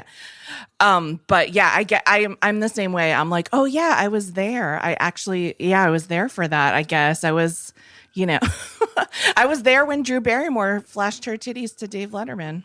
All right. I was standing right there. We're doing the Drew Barrymore show next week. Should I bring that up? Yeah, maybe she'll flash her titties. But she doesn't, call a will. But I do think that it is when you look back at your 20 plus year career and the success that you 30 busy. Going on 30, is that true? What year did you start? If you count if you say the clock started before I was really making money, but I was calling myself this. Yeah. Almost 30. Well, sure. I guess when you graduated from Carnegie Mellon, right? Yeah, 93. Wow. Yeah. Same. That's amazing. Yeah. Now, okay. But this is because I do think this is important because your life might not have led you to Hamilton, to Henrietta Lacks, which is by the way, a brilliant fucking performance. Really? Thank you. I love it. Can I just put out here that I want them to make a Henrietta Lacks, but I want them to do the prequel where they talk about. I think Oprah is brilliant in that movie, and I understand why George Wolfe decided to start at that point of the story because he wanted to start close enough to the victory. He likes to tell stories about Black people that are not surrounded by the time when they're victims. He likes to get to the victorious moment. And that's why he started that movie so far down the line. But I do want a prequel where you actually learn who Henrietta Lacks is. But that's just a side note. I'm putting them out here because I think dreams come true when you say things out loud. Well, you know that this is what Caissie and I do all the time.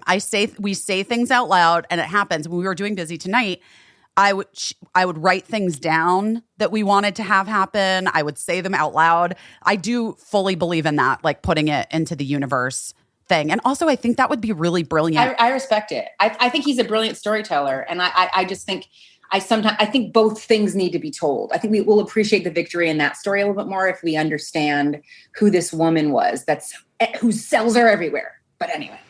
Okay. So wait, let's go back to the girl group that never was. Okay. In the mid 90s. What year are we talking here? Girl, I don't even remember. Let's say like 95? Busy. I think it's like 97, 8. 97, 98. Okay. Yeah. And 97, 8. Okay. And so walk us through, I printed out your IMDb and you really did start working like a gazillion years ago professionally. And of course you were on One Life to Live. Caissie, you love the stories, don't you? Well, I know a lot about the stories because I worked for a long time in daytime television on the Rosie O'Donnell show. So you have to know a lot about the stories because that's a lot of who your guests are. Wait, was my friend Dan Goatee on One Life to Live? Was, girl. I love me some Dan Goatee, okay? I wondered if you guys were friends. He's so funny. He's like the funniest person, brilliant. Right? I love him. He lives He's like obnoxious is what he is, and I love him. I do. I love an obnoxious person. He lives like in the desert now. I haven't seen him in too long, but I think he's brilliant, and as were all my friends and are all my friends from One Life to Live. I can't wait to tell him that I talked to you. And one of my favorite things in the world is to just tell people that I'm friends with Brad from Teen Witch, and they just lose their minds. But I love that you guys are friends. Witch. He's hilarious. Yeah. Okay, so Ally McBeal started around 97. So the girl group was pre Ally McBeal. And after college, did you move to LA to try to pursue? Yes. Good. Yes, that's what I'm just like instinctively thinking that this is like a really good pivot. Yeah. Just having known you and spent, the last 8 months falling in love with you. I want to know the journey, but now with this girl group part of it and like thinking about what if that had taken off? Girl, what if so many what ifs? Okay, so let's just start there. So you graduate from Carnegie Mellon. I'm sure you were 1993. You were a star. In my mind, actually, no, I was humbled by then. I thought I was a star growing up. By then, I just knew a lot of people that were way more talented than me by then. So I was adequately humbled, but I still had big dreams and I had a degree.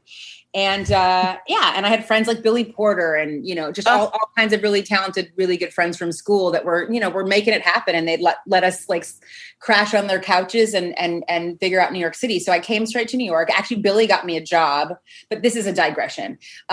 Being understudying Chandra Wilson, actually, in a play, the movie Paper Moon. Yes. Yeah.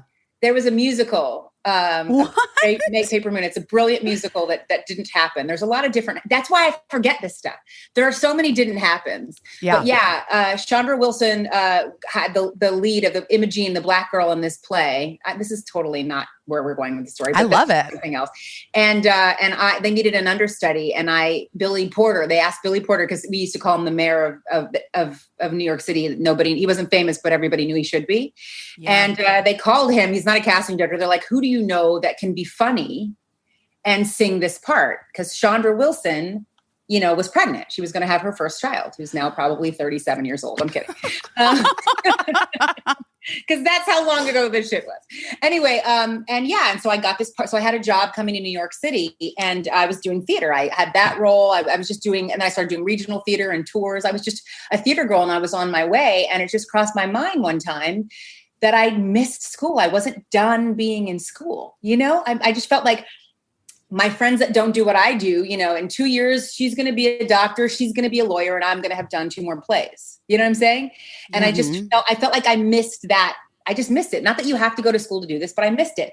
Also, very importantly, a very good friend of mine said to me, Renee, what do you want to be? What do you want to be? What do you want to do? I was like, everything. I want to do everything. And he was like, but if you had to pick, what do you want to be? I'm like, well, I want to be a recording artist. I want to be a movie star. I want to be everything. Right. And he was like, well, if you want to do everything, I also said Broadway, by the way. And he was like, if you want to do everything, why are you doing it like this? Why are you starting with Broadway? It's like, you're sitting in New York City auditioning against the most talented people in the world to understudy a soap opera star. Like, if you want to be a recording artist and a movie star and a Broadway star, why don't you're already over the hill to be a recording artist. Alicia Keys is like 12. Do you know what I'm saying? You're like already over the hill in your 20s. You need to figure out how to be a recording star. So that's why I went back to school. And my big pivot that I wanted to share with you is I learned from watching the Oprah Winfrey Show. Do you remember? I remember it. It raised me. It raised me, Renee. Do you remember the time when Oprah just was so aware of her power that she stopped having specialists on? Yes. She just was the specialist. Yes. So I left New York. I went to visit my friend in LA who was in law school, one of my best friends. And as soon as I got there, she said, oh, by the way, I'm on spring break. And the bitch left me in her apartment by myself. And so I started watching Oprah because she was my friend and she didn't know it. And she had this show about failures, people that are failures, right? And the whole premise of the show was, why is somebody a failure? So, there's no definition of failure. You just have to actually invite people on that believe they're failures. So she did, and she just had a chalkboard and it was her. And she asked them what they did at each stage of their life. And on the chalkboard, what you could see is at the top of the chalkboard, they had options. And every decision they made along the road reduced their options. So anybody that considered themselves a failure were really people that were really dead end because they were in a life that they didn't feel like they had an option to do anything else. You see what I'm saying? Right. Yeah. Of course. This is, by the way, guys, this is amazing. Right. Get a chalkboard. I'm sitting there by myself at whatever age I am in 1994, 95 in my best friend's apartment by myself in Calabasas. Okay. and I'm just like crying because I realize this thing, which is everybody really is just the moment before. Like really our entire life is I'm in third grade because I was in second grade. Like there's only a few times in your life that you actually, and maybe people never do it, that you actually take yourself out of the current of life that you didn't even start, by the way, and choose something else. Right?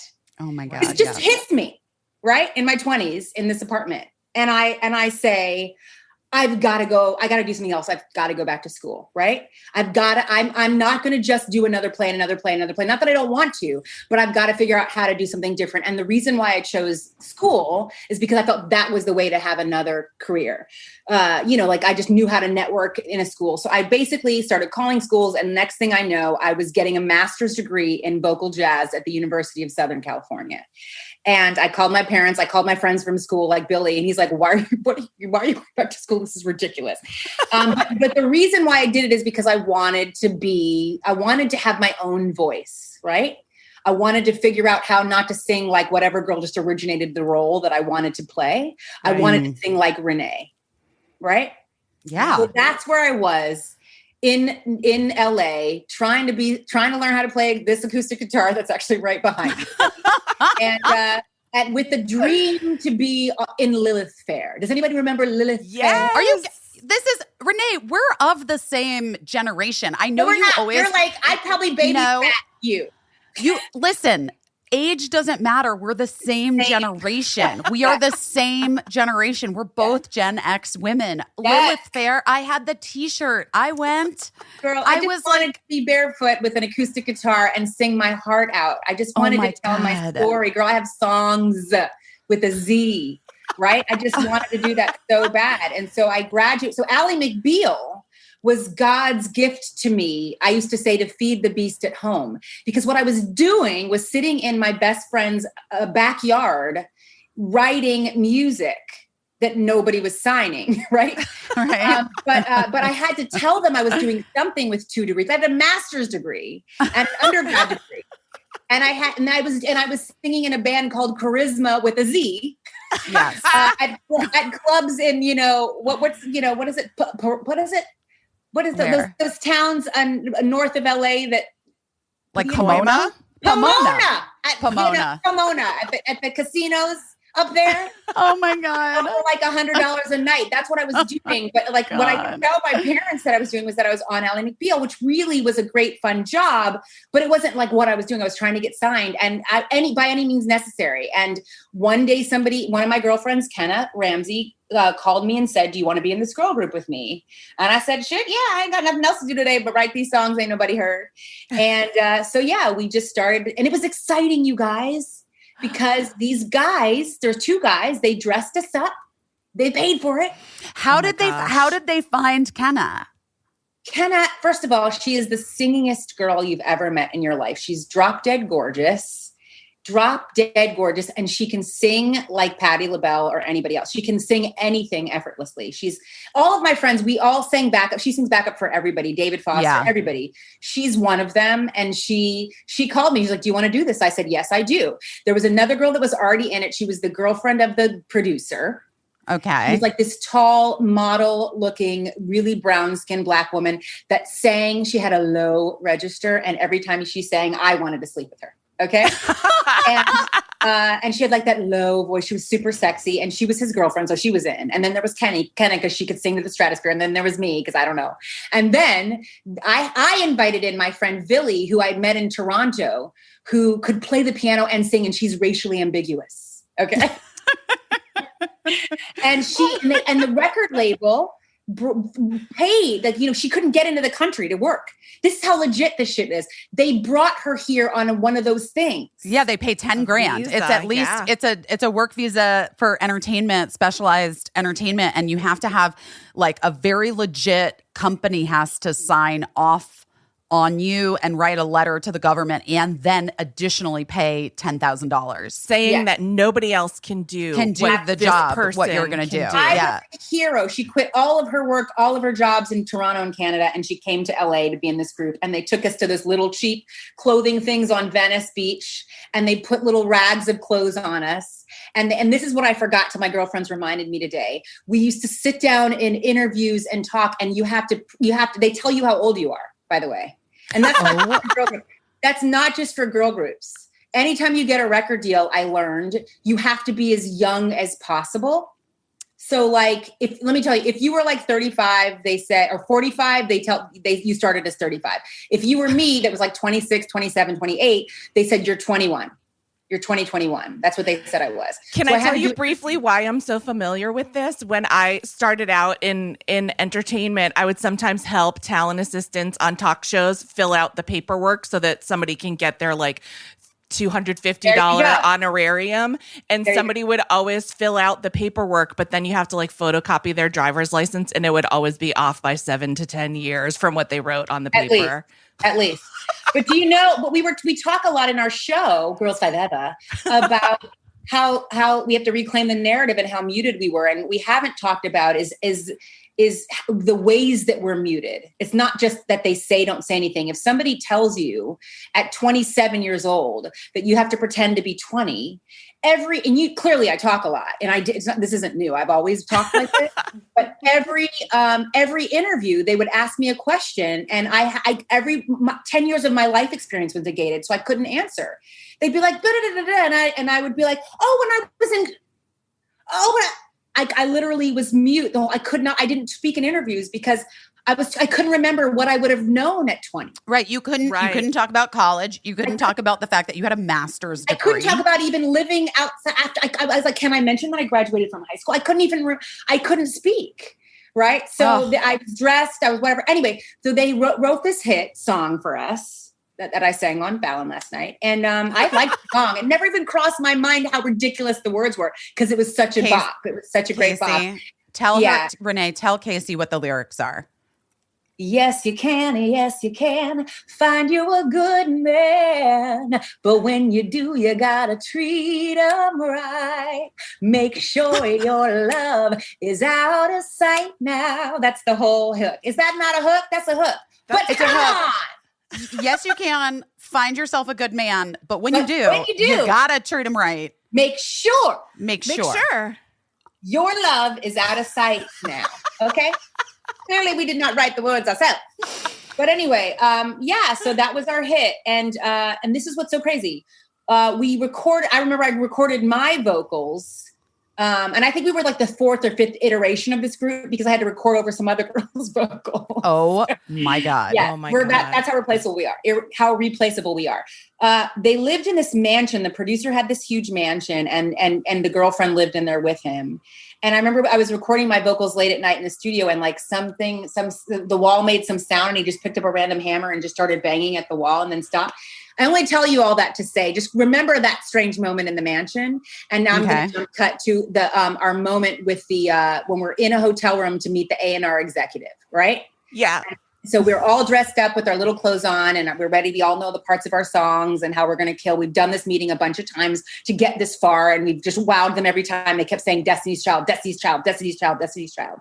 And then the head of A&R comes in and it's a woman, a beautiful Black woman, probably in her 30s. And we're like all in our 20s and we have no clothes on and she's wearing clothes. And I'm like, oh, when I saw her, I'm like, it's my sister. I'm like, we about to get this record deal. That's what I thought. Because this is the last stage. And before the woman sits in the chair, one of the girls, one of the bandmates, the one that was the girlfriend of the producer says, when are you due? No. Yes. And she said, what? She said, when is your baby due? And she said, I'm not pregnant. And then this silence that you're about to hear was like the next 10 minutes of our entire interview.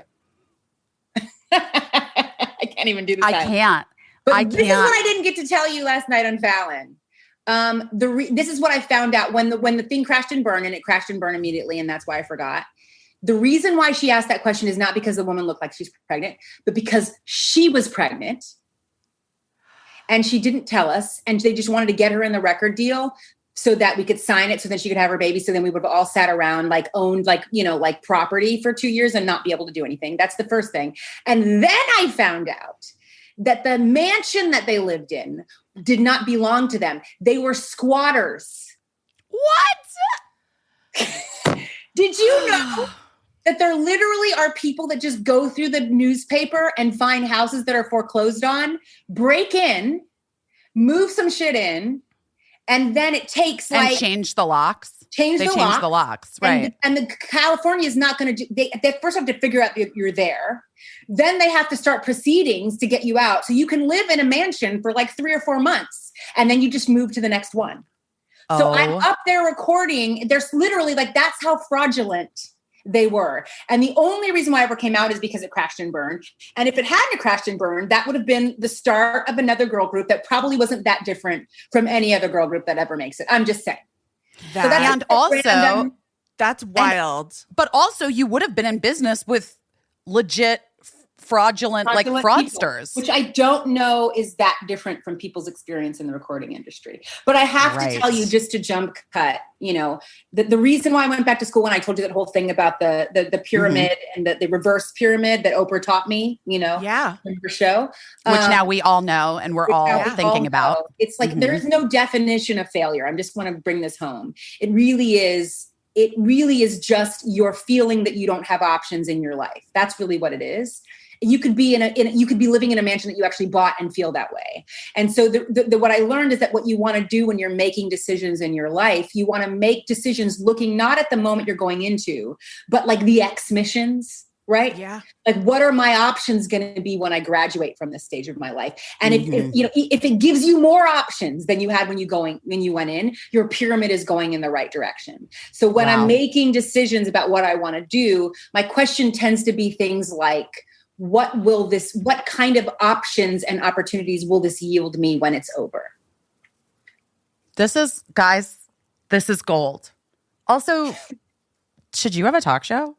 I was going to say, I feel like you should have a talk show with a chalkboard. Did you ever think about that? I got a talk show in my house every day, girl. In my house every day. I ain't got no sponsors.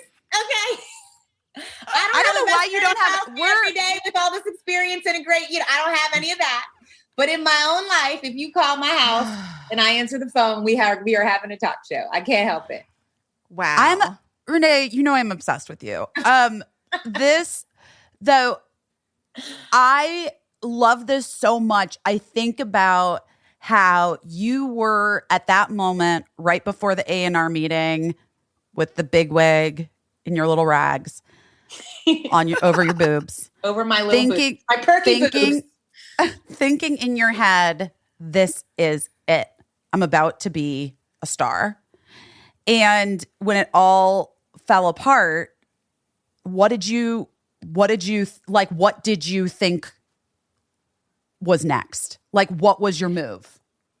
So I in my experience, most of the time, almost all the time, and for many people, all of the time, it falls apart.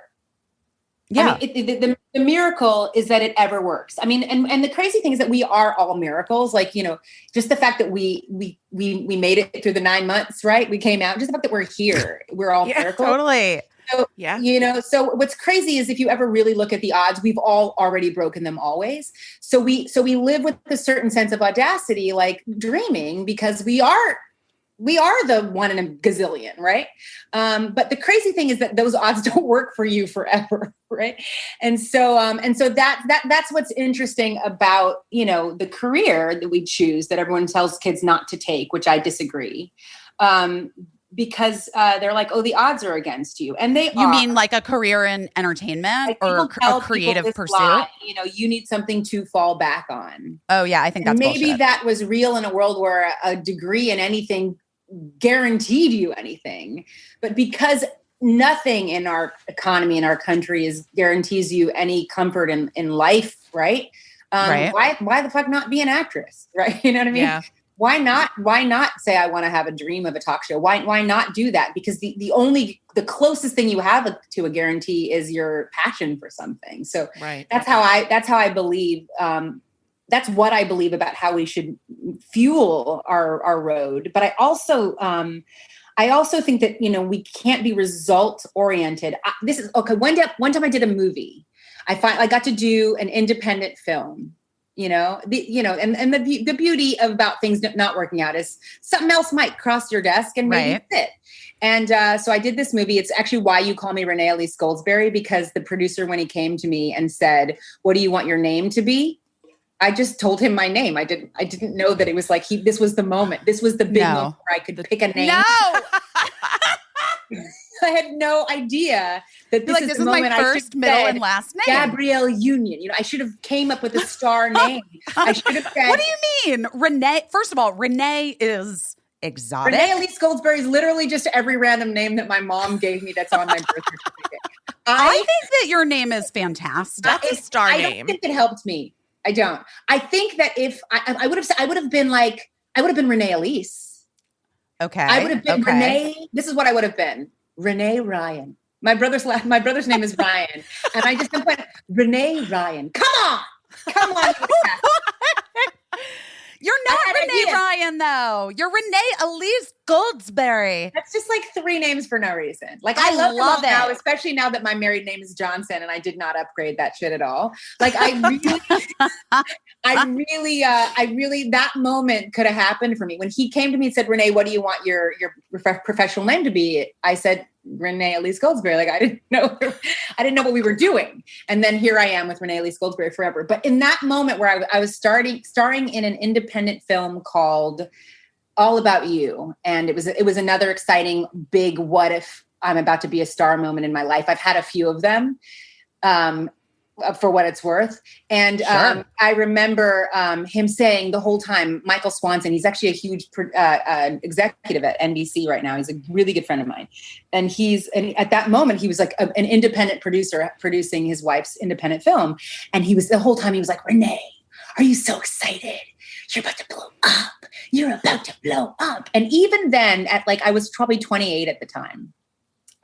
I would always look at him and say, we have right now. I just knew in my heart because I had probably been through, I don't know what I had been through, or maybe I was wise, or maybe I just had my hopes dashed too many times. I just said to him one day, I don't know that this is going to do anything for my career. I think it's great. But what if this entire experience in this moment for me is about the fact that I'm about to blow up and then I don't, right? How devastating. What a waste of this time. So let's just have an awesome time making this movie and see what happens. And that's literally the way I have lived since. Every time I ever do anything, I had another big moment where I was going to blow up. There's a Shakespeare in the Park. Have you ever seen Shakespeare in the Park? Of course. this is probably this, and this I actually really do owe my Hamilton career and a lot of Broadway stuff too. I starred in a production with Rosario Dawson, Oscar sure. Isaac, and Norm Lewis. This production by Kathleen Marshall of Two Gentlemen of Verona. It's John Guare and Galt McDermott. It's the musical Hair version of Two Gentlemen of Verona. It's a rock musical, and it's in the park. And I played this character called Sylvia. And thank God for YouTube, because that's the only place I ever got to see why people freaked out about it. But it was like my huge splash in the world. It was like I never had reviews like that in my entire life. The big reviewer from the New York Times said about me, compared me to Barbara Streisand and come on. And you're like, literally like a spark. I remember this, a spark plug of musical wit and something, has arrived. She's here. I mean, like everybody in the world was freaking out because I was about to be everybody's agent, everybody's manager, everywhere. Every time I came off stage, people were like scared to say hello to me that had just said no to me 2 days before about being in the Dreamgirls movie, right? Remember the Dreamgirls movie? That of course I do. Yes. I was like it. And what they didn't know was that I was pregnant. I was three months pregnant with my first, actually was my second pregnancy. And I did that entire run, like nauseous, like in my first trimester. And I just couldn't wait for it to be over so I could paint a baby room. And I thought, how ironic that finally, after all these moments in my life that were going to be my big moment, I finally had it, and I can't take it because I'm going to have this baby. And the reason why that's so sad is I actually lost that baby, in fact, at like almost 5 months. But the beauty of it was that I was prepared already, always, to just kind of listen to where life was actually taking me and the options it was going to yield for me. As opposed to what something seemed like in the moment. Like the options, like in my pyramid of being a mother and children meant more to me in that moment, especially because I'd already had a miscarriage, than the finally, I'm actually doing something that's giving me the kind of attention and reviews that I thought, that people thought I was going to get before, that I never got. And let me just say quickly, because I know, fortunately, you guys are on here all the time, and this is my one time, so I keep talking. I didn't have that baby. That didn't happen. I did keep trying, and in the process, I did several other shows. I did The Color Purple. I stayed on One Life to Live. I went into Rent. But were you the original? Were you in the original cast of The Color Purple? The original Broadway cast. Yeah. Yeah. I think I saw you. I must have seen you. You must have seen me if you came early. I did. Left early because they hired me pregnant. They hired me 3 months pregnant. And I remember I was in that audition, and they said to me before the audition was over, I was having a sexy moment in my career. So it was the first time I ever went to an audition. And before it was over, they basically used my audition. The team of the producers, the creative team, used my audition to pitch me, please be in our show. That just has never happened to me in a Broadway audition. It's like the scariest thing you've ever done in the world. And they literally just sat there and they said to me, Alice Walker is praying right now during your audition that you will say yes to do this. I think they wanted me. I was playing Nettie. I wasn't going to change the world, but they wanted me because they wanted me so bad because I just got the best reviews anyone had ever seen on Broadway in a really, really long time. And they thought I was going to be a review darling, and they wanted me in their show so that they would get good reviews for The Color Purple. That's why I think they wanted me. So I called them back. Renee, you're really, it's interesting. I'm like listening to you, and you've done this a couple of times, and I'm just going to bring it to your attention because, I'm also an amateur therapist, but you keep doing a thing where you take away your own part in your success. Like, they wanted me because of blah, blah, blah, blah, blah. Or, I don't know why. I mean, I was there because I don't know why. You were there. They wanted you. No, I want you to just be quiet for 1 second. I'm going to tell you. They wanted you. You were there because you are an extraordinary talent. Extraordinary. Thank you. Talent. And beyond that, every other part of you sparkles. That's why they fucking wanted you. Oh, you're so sweet. But I want you to hear, I really want you to hear that because you've done this now a few times that's why you got the good reviews. This interview. Well, and I want you to know it's you, girl. It's not the reviews. It's not the moment. It's your talent. You're right. It's probably both. I do that. I want you to notice that I did take credit for smart analysis of life. I did definitely take credit for that. You do. But and you're right, I do. And part of it is because I feel safer, humble. Right. Because I believe that the world, and I don't just mean people, I just mean the atmosphere, the world is looking for opportunities to humble somebody. And I'm always like, you know what? I can do it myself, right? I think there's that. And there is also just girls being liked by other girls. There's also Well, I think right in the beginning of the interview, you said very early in your career that you felt like a star when you were a kid, and already when you started out, you already had met so many people that were wildly talented, and you realized very early on. So I'm sure you know so many people that probably that you think are insanely talented that haven't probably had the lucky breaks. That oh my God. You've had. Oh my God. Don't we all? Yeah. Yes. I mean, there is a world of people. And one thing we get for sure is the privilege of being close to people that talented. Yes. And but yet our trajectories are also different. So for sure. I know, and it's not just, honestly, I have to tell you this, it's not just talent, it's work. Some people work really, really hard. There's no rhyme or reason sometimes to the kinds of the life path of different people. It doesn't seem like, or I should say, it seems mysterious because not everything is promised to everybody. We all have our own road, and this road is not the end all be all. It's just one road. Yeah, but you're so right. Whenever you're on a TV show, people are like, okay, who's most like their character? Who's least like their character? And I think because I play on Girls 5 Eva, such a heightened, giant sort of over-the-top human, the inclination could be like, oh, I'm least like my character, but I actually believe you are least like your character. I was going to say, it's a competition between you and I. It definitely is, but you are the opposite of pretense. Like, you're the opposite of somebody putting something on for show and for others to think that they are better than, in a different higher position than what they are. You are very humble. Like, you are the opposite of like, a diva walking in. Well, like, look at you. But it is true. But and you know what it is though? It's survival.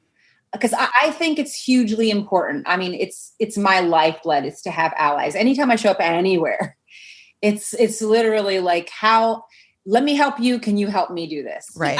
I show up in areas all the time that I don't have as much experience as other people. I mean, this is an example. I've done a lot of comedy in my life, but I haven't been on a comedy television show as a series regular in my life. And I feel pretty confident that I'm going to be able to pull it off. But you know why?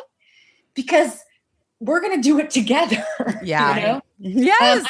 There's something crazy about this idea that you're going to be so intimidated. It's just fear. It's like the whole wiki character is just insecurity. I just choose to use my insecurity different. I work through my insecurity differently. And mine is like, let me just be really transparent and let's do this together, as opposed to let me, ice you out and try to hide it. It's just a different tactic.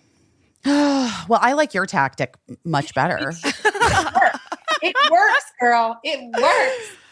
And also, as an actor, it works because all you're really trying to do, if you spend your life being aware of how to get the rooting factor, it works for a character, even when you're playing a character that is on paper so unlikable. Yeah, I think that's true. I really do. Like, if you know what the motivation is, or like the pain that it comes from, then you're like, that was how even though I'm doing like this real over the top person, so good. I always was what is the undercurrent. And like the undercurrent for so many people is pain, you know? It's like real pain and trying to just hide the pain in all different ways, whether it's like overlining your lips or pretending, you know, I don't know. There's so many people do really deal with their pain that way. But I mean, truly, like that's become a thing in the last many years, like overlining your lips to deal with your pain. Should we put that on a t-shirt? It's a real outlet. I know I have. I'm not judging. Well, yeah. So let me just say, like the full circle of the story that I was sharing about that whole thing is, I did end up, you know, kind of trying to find ways to take some time off to figure out how to deal with fertility and carrying a baby. And I did end up in Rent, and I did end up getting pregnant. You know, in that last, there's a movie of us, the last performance of Rent on Broadway. There's a film of it, and I'm actually pregnant, and I don't know it, upside down in those really high boots and like, oh my God. It's a miracle. Maybe hanging upside down is what got in there. I should have been standing on my hounds a long time ago. And also, so yeah, I had my son who was 12 yesterday. I have my daughter, my beautiful daughter who's 8. And I just got back from Africa. My daughter is adopted from Africa. I had just gotten back from Africa, and I got this call to come audition for the workshop of the show called Hamilton Mixtape. And I said no a couple times to the audition because it was an audition for a workshop, and a workshop pays no money whatsoever. And I was like, I'm bonding with my child. I finally have my dream come true, which is these 2 kids. So I kept saying no, and they kept saying, you know, just come, just audition. And then finally Bernie Telsey's office was like, look, everybody is a fan here. They want to give you this part, but nobody knows if you can rap, you know? You're like, I don't know if I mean, the first 20 years of my life in the backseat of my mother's car. So, you know, so they were like, no one knows if you can rap. And so you need to just come to this audition. Clearly I was a huge fan of Lin-Manuel Miranda from In the Heights. But I'd never met him in my life. But what I didn't know is that young Lin-Manuel Miranda and young Tommy Kail were sitting in the audience at Shakespeare in the Park that many years before. And they were just like nobody, like fresh out of college. They're younger than me, both of them. God love them. And they were just like sitting in the audience, like with wide eyes and big curly hair, like thinking I was a star on the stage. So while I had never met them before, there, you know, these little things, even if they don't bloom in the season that you thought they would, they eventually do if you hang out long enough and you've incurred, as you said, goodwill long enough, you know. Because you had goodwill with guys. Bernie Telsey is the biggest Broadway casting director, he producer. Cast me in Rent. Absolutely. God has a sense of humor, because I did end up getting to be in this girl group right now for Girls 5 Eva. And I'm just glad I've lived long enough to be around for the punchline. Listen, I mean, this is like truly, we talk a lot about like, you know, you have to be open to the universe having its own plan for you. And your beautiful kids were in the plan. You know what I mean? And those kids needed their time with you and needed to show up. And so right after the big Shakespeare in the Park best reviews of your life, you know, maybe that wasn't the moment for those were your Hamilton. Big moments. Yeah. Yeah. Like you know what I mean? And Hamilton happened. Yeah. Like that, the idea of Hamilton is what I'm saying, guys, not like the actual Hamilton. But, but I just love it. I love it because you do seem like a person who, this is a tough thing to do and to continue to do, because there are so many ups and downs, and you just, Renee, seem to me to be a person who's able to like ride the wave of what it is and always just be so present in the moment. And I just feel like this is really like a masterclass, and now we have to, I guess, sell a talk show with you. Renee Ryan's chalkboard. You can rebrand. Oh my God. I love that chalkboard. I think we should call it like Renee Ryan will change your life. And it involves a chalkboard. Guys, I'm serious. I think we should do a series of like short funny films called Renee Ryan Will Change Your Life. Oh my God. I would love to. Where you play Renee Ryan. Something like, something about, because I'm always getting stuck in a part of the story that keeps me from ever making it to the end. But maybe something about, potentially useful digressions. Renee. Yeah. Yes. And I want it to be like, I want us to enter the story like you've been doing it for 7 years. And this is the season where you decide to sing your own theme song because you're feeling particularly empowered and you're your own expert. Can we just discuss, though, when Oprah sang her own theme song that one year? That was I totally amazing. Please share it with me. Renee? I thought I was the expert and I don't know that. Renee. Well, I'm Googling it right now, and I'm going to send it to you. Oprah was feeling herself so much that she sang her own theme song, I Believe I Will Run On. And it was... Oh, God. That's about to be my theme song. That's about to be my theme song. I love her so much. It was so great. Renee, I sing my own theme song for this podcast. You do? Yeah. It's ludicrous. We'll email you the full That's not version. I know that I actually know you can sing. Well, right. I mean, honestly, Oprah can sing too. Renee, can you look in the chat for this thing? Do you know how to do that on this Zoom? I do. Okay. That's so funny. It's not, guys, just so you know, I know Renee really well. It's not out of line for me to say, do you know how to do that on this? Oh my God, it's beautiful. Just wait. I sent you Oprah singing her own theme song, and you're going to enjoy it. It's going to bring you a lot of joy later today. I can't wait. I have to go do Australian press. Are you done with press for the show today? Oh yeah, this is it. You are it today. I need a day off from yesterday. I'm so happy. I can't wait. I haven't watched the end of our show yet. I only saw the first 2 episodes. You know why? Because I want to see it on TV. Maybe wait until tomorrow morning because, guys, we recorded this earlier. I'm going to watch it again on Peacock because I want to see what it looks like really, really looks like. The reason why I'm more laid back about it, and this actually is important to share, is that I've learned we have to live our lives not in progression. Like we can't experience things like in the moment because we're really just the moment before. What's going to happen is that we're going to look at this again when we're 55 and 65 and 75 and 85. And no matter how different I looked, I'm going to think I looked amazing. You see what I'm saying? 100%. At the end of the day, I'm going to look so terrible that I'm going to think I looked amazing. And that's the perspective I choose to have. At the end of the day, right, I am going to look so bad, so terrible. What are you talking about? Then I would be like, go ahead, girl. Okay. Well, okay. I already, I've had those moments. Like, I'm like nostalgic for yesterday, for the way I looked yesterday. You know what I mean? Like, I'm like, it's the best, like, that's the best I'll ever look. Like, it's done. It's hard to watch my face at night for that reason. It's hard to watch my face. Like, I do have that thing where I'm aware that this is fleeting, you know? You're never going to be younger than you are this second. Right? Never. And also, I always have this talk with my husband where you probably have like one moment in your life where you look better than you ever have in your life and you ever will again, and you don't know when that moment is. See? So you can't even be like, damn, this is the moment.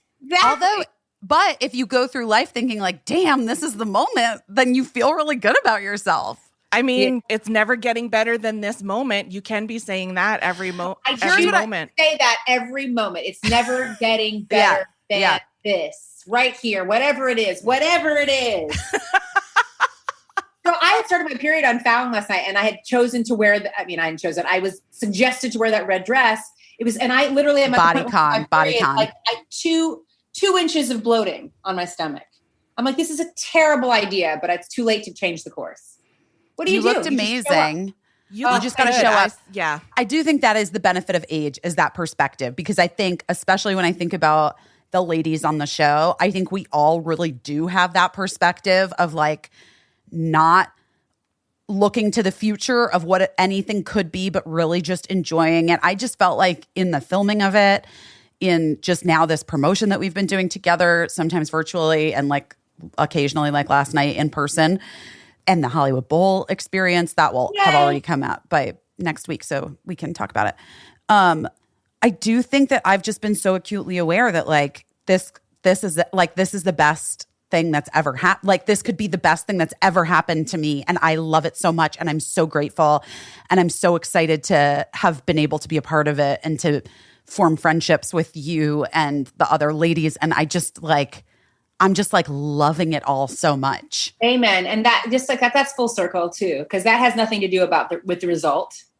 It has everything to do with what we can control. At no point during the filming did I think, yeah. And at no point during the filming did I think like reviews are going to be great. People are, you know what I mean? It wasn't even a thought to me. I was just like loving this experience so much, feeling so honored to get to sing with you and Sarah both. Wait, really quickly before you go, should we tell the story about how I almost ended your career? Oh my God. Let's really quickly. Caissie, do you know about this? No. I didn't tell you guys. I said I almost disfigured you. And this is hands down in the top 3 most horrifying things that has ever happened to me ever in my life. God. It was so terrible, so you guys. We were filming a scene in Girls 5 Eva season 1. I think it's episode, what is it, 4 or 5? I think it's 4. Yeah. Episode 4, and we're in a closet in a cabin, and Summer, Busy's character, has been off making a salad. We keep pushing her off to make a salad the whole time because we're trying because she's not helping us write the song. Okay. You'll know what we're talking about. No spoilers. The point is, the fever pitch is supposed to just keep raising and raising and raising until we have this cathartic moment that helps Sarah's character, Dawn, come up with the big finale song, right? Of 4 stars. And Busy's character bursts into the closet with a salad bowl, a big wooden salad bowl. And she starts she's like, I made the salad. And at some point when we're fighting, the salad bowl goes into the air. And we've done all this prep to like have the salad go in the air. And they actually even had a stunt coordinator there to help us figure out how to do it. So we shot it. But also we had prop lettuce that was like not real lettuce. There was like all this stuff. But the bowl, there was not a soft version of the bowl. There wasn't like a stunt version of the bowl. Can I ask a question? Why was there not real lettuce? What was the danger with the But a bowl that weighed, Caissie, this is not a joke. I mean, how much did the bowl weigh? Like 7 pounds, 5 pounds. I work out, so I know what weights are. It was heavy. It was like a 5-pound bowl. What happened was we're sitting in a small, we're crowded in a little circle. The bowl goes up in the air. We're acting our asses off. I mean, we were killing the acting. And the bowl flies in the air, and literally, it's like she threw it in my face. It hit into her face, my nose, and my lip. Like bam! I've never been punched in my face yet in my life. Yeah. Like, well, yeah, I essentially. I like that you left room. Yeah. And I literally, I just remember being like, cut. Like they finished the take. I hope they actually used that take. I asked them. I think they did. And I just thought I had a concussion. I was also concerned that you had lost a tooth. Like bleeding, my nose, I was bleeding. I just had busted my lip and like whatever. The only thing that was frustrating for me is that like we're in the middle of COVID and there's so much safety protocols and there's so much concern about so many things. And I actually got hurt. And it was like crickets. It was crickets. And I feel like they said cut. And I feel like they told you guys, the actors on the show, to go. Yeah, they're like, clear out, please. Clear out. Clear out. So I just was sitting on a sound stage by myself. Because I think the idea was that they were bringing the medic. And nobody could find ice. And actually, the funniest part of it is that I only sat down for 20 minutes. We put ice on and then I went back out into the thing. And I kept saying, you guys, are you sure you can't tell? And we're like, you look great. You look so beautiful. You look amazing. Oh like, my I can't even tell. My lip is like the size of blowing up, bigger and bigger. The beauty for me was how upset Busy was. She was so upset. I thought I was going to pass out. It was totally not her fault. It's just random that it happened. And Well, I have to say, as we let it all go, if I had to choose between being the one who got hit in the face with a salad bowl and being the one that hit somebody in the face with a salad bowl, I would pick getting hit in the face every single time, especially because no permanent damage happened. I didn't lose no teeth. Thank God. Oh Thank my God. gosh, thank goodness. But There's nothing worse than hurting somebody else. I did it before. I've made a mistake before. It's hard to come back from that. Girl, I know. Let me set you free. Set me On free. your show, Set me girl. free I of the set shame. you free. Imagine the if you had shame. to buy Renee new teeth for a wrap gift. Oh God. Well, also, I do have to say, I in retrospect, feel like my responsibility as the actor in charge of the bit was to say, hey, No. guys, this bowl is too heavy. No, I disagree with you. Well, somebody should have said, I should have said, like, this bowl's too heavy. Like, we should be using some other version of You this. know what accident means? Yes, I do. I know. It's when I know. Unforeseen and unintentional happens. Unforeseen and unintentional. We've checked both of those boxes. I It was know. just I an know. accident. Well, And I it's would just- never. Oh my God. And it's just funny. There's absolutely no way you could have seen that coming. I know. Even the woman that was in charge of stunts couldn't have seen that coming. I couldn't have seen it coming, and it's so fine. And I have so much joy with the fact that there's a take where I can tell. Got your lip. Hopefully somebody cares enough about the show to watch it and find the moment where my top lip is the size of one of my ass cheeks. I mean, it was, oh God. But it did, listen, here's what I will say. Thank God no permanent damage. It did go down. Did you work the next day or did you have a day off? I worked the next day, girl. It went down right away. That's how it went that's how down. little it was. Okay. You guys, you got to watch Girls 5 Eva. They literally put their blood into it. There was blood shed on the set of Girls 5 Eva. It was traumatic though for you and me. Both. Both is a joke. We've told this on talk. I feel like we've told this on a talk show, haven't we? I don't have this one, so it doesn't matter. Right. So both is a joke with us Girls 5 Eva because Paula was at one point telling Sarah what an honor it is to sing with her every day It was the day Busy was not there. Because of strep throat. Yeah, Busy had strep throat, so she wasn't there. We were trying to do a performance that, with Busy's body double. And This is another thing for people to look out for. Can you find? Let's not tell them which scene it was. No, I'm not going to. In which episode do I have strep throat, and where am I supposed to be, but I am not there? And it's it is a performance. We'll say which performance is actual Busy not there. But getting on the stage, and Paula and Sarah were talking, and I happened to walk up on a conversation where Paula was confessing to Sarah what an honor it was to work such a with big her. fan. She was such a big fan, right? You know, and I happened Paula's to so walk up, sweet. and I guess it was awkward. No, Paula's just so Paula wasn't sweet. And she goes, she was like, Sarah, it's such an honor, Sarah. And then she looks at me and she goes, both. Like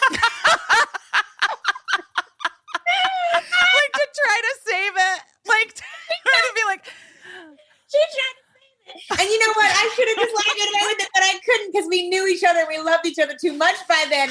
And Busy wasn't there to do it for me. So I said, exactly.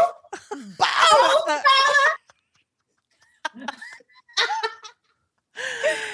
I mean, so now every time we're doing anything or complimenting anything, we just say both. both. Oh God, I love you so much. I love you too. So Go fun. be with your kids. I've been I love dreaming you. about being a part of this conversation since the moment you started your podcast. I'm so excited. Here's what I'm going to say. I think Renee could be a guest co-host because I would love we to. know Oh my she's God, got choose a lot. Pick me. A lot of opinions about a lot of things. You're she can talk invited about anything every week. And I know, I could truly. learn. I could learn. Every week. And we can learn from you. You always think that you could do something until you try it. right? I mean, obviously both of you are naturally talented in this, but how much have you learned in your experience? So I would love to just kind of be a square in the Zoom and learn how to do this. She's the great. Caissie's face right now is so confused. She's like, "There's no, you don't have to." Yeah, I'm like, you're already it's already your podcast, and we work for you. What is happening? Oh my God, I love you so much. Renee, I love you to the ends of the earth. I'm so grateful that we get to be close and work together. And I do hope, I'm not so much forward thinking, but the forward thinking that I am doing is that I really do not quit. I envision Girls 5 Eva going on for a couple more years at least so that we can continue to have just the best time. And I will never bust your lip again. Bust my balls then. I will bust your balls, but never your lip. But I love you. I love you too. Renee, thank you so much. So nice to see you. Bye. Go watch Oprah sing. Bye. Bye.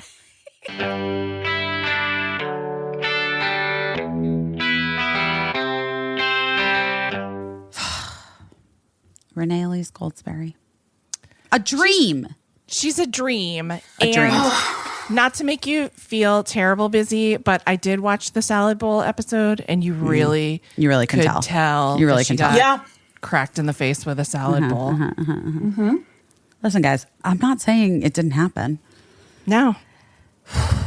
No, and you're not saying you didn't do it either. I 100% did it. I am the culprit. And no, but I am grateful that she's the sweetest, most generous, loveliest, best human of all time. So talented. And she doesn't hate me. I know, but isn't that interesting? Like just in the interview, Caissie, isn't it interesting how she kept deflecting her own like ownership of her talent, like her you know what I mean? Like the thing that I said to her.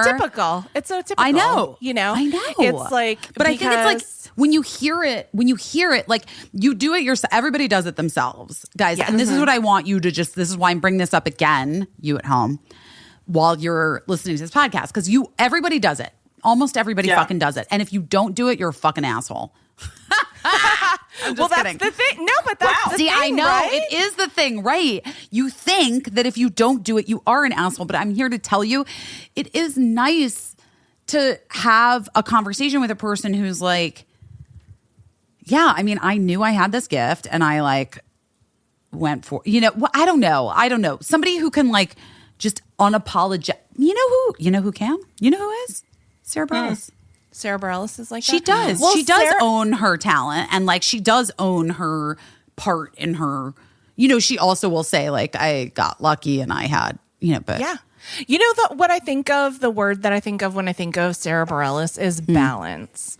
I think of her as a very balanced person. And I think that's what we're all looking for when we're talking about anything. Like you need to be balanced when you're, there's nothing wrong with saying like, hey, I'm pretty proud of this thing that I made. Like whether it's like a meatloaf that you made or whether it's a record album that you made, there's nothing wrong with being like, I'm pretty pleased. I'm pretty pumped with the way that this came out and I feel good about it. And like, guys, do you like it? Like, there's nothing wrong with it. But then when you get out of balance, in one way or the other, where you're like, oh, it's nothing, it's not important, everybody hates it, but then that's not okay.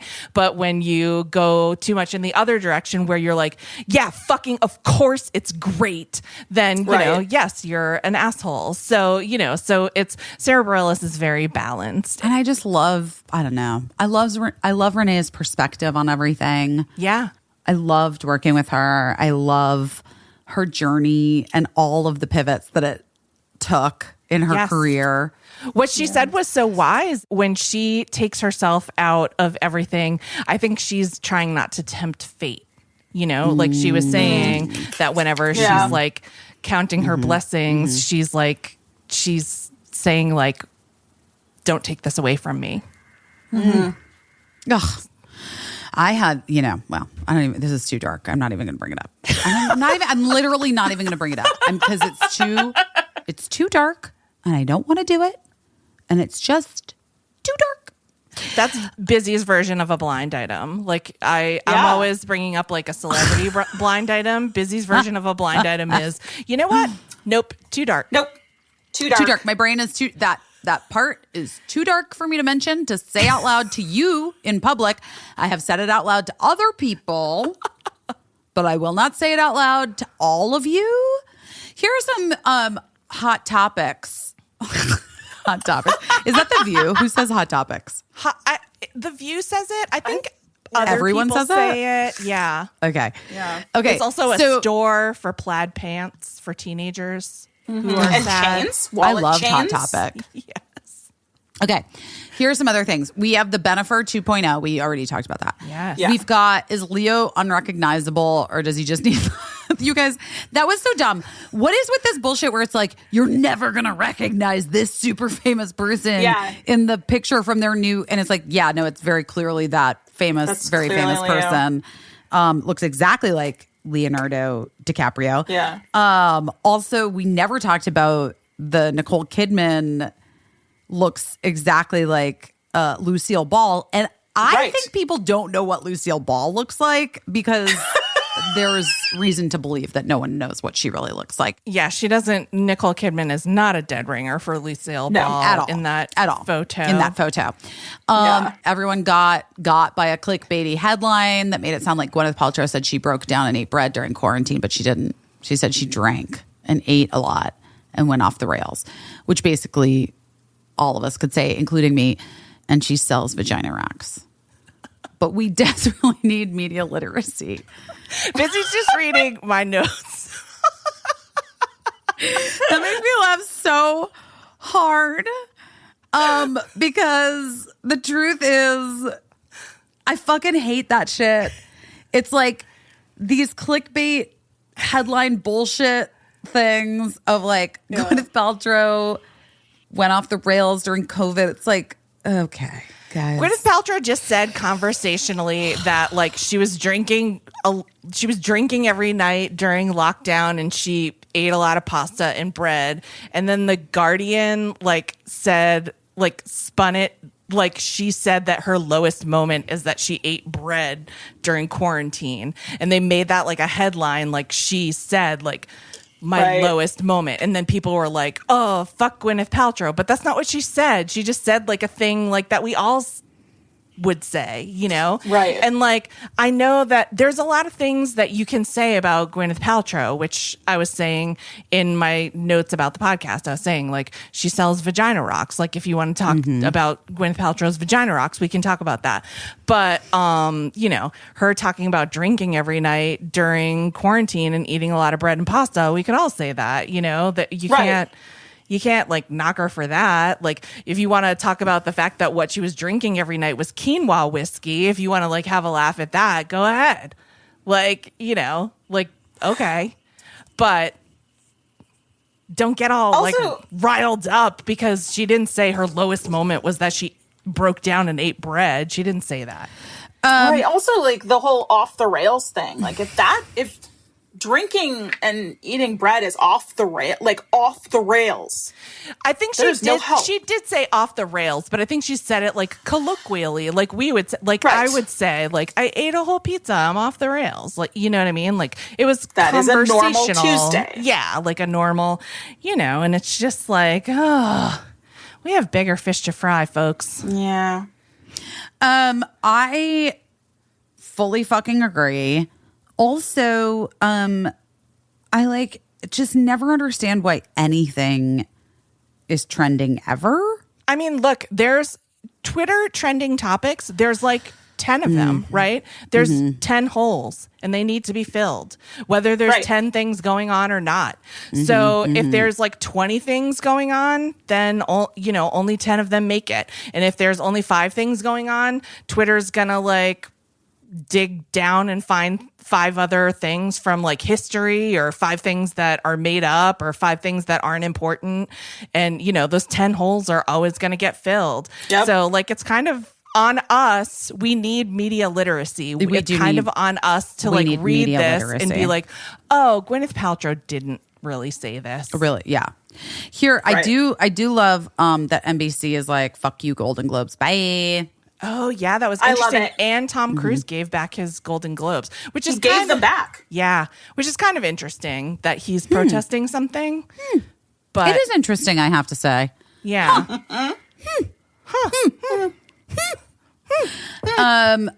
Dudes, I have a Golden Globe in my house. It's Michelle's. Should I give it back? yeah, give it back. To Michelle?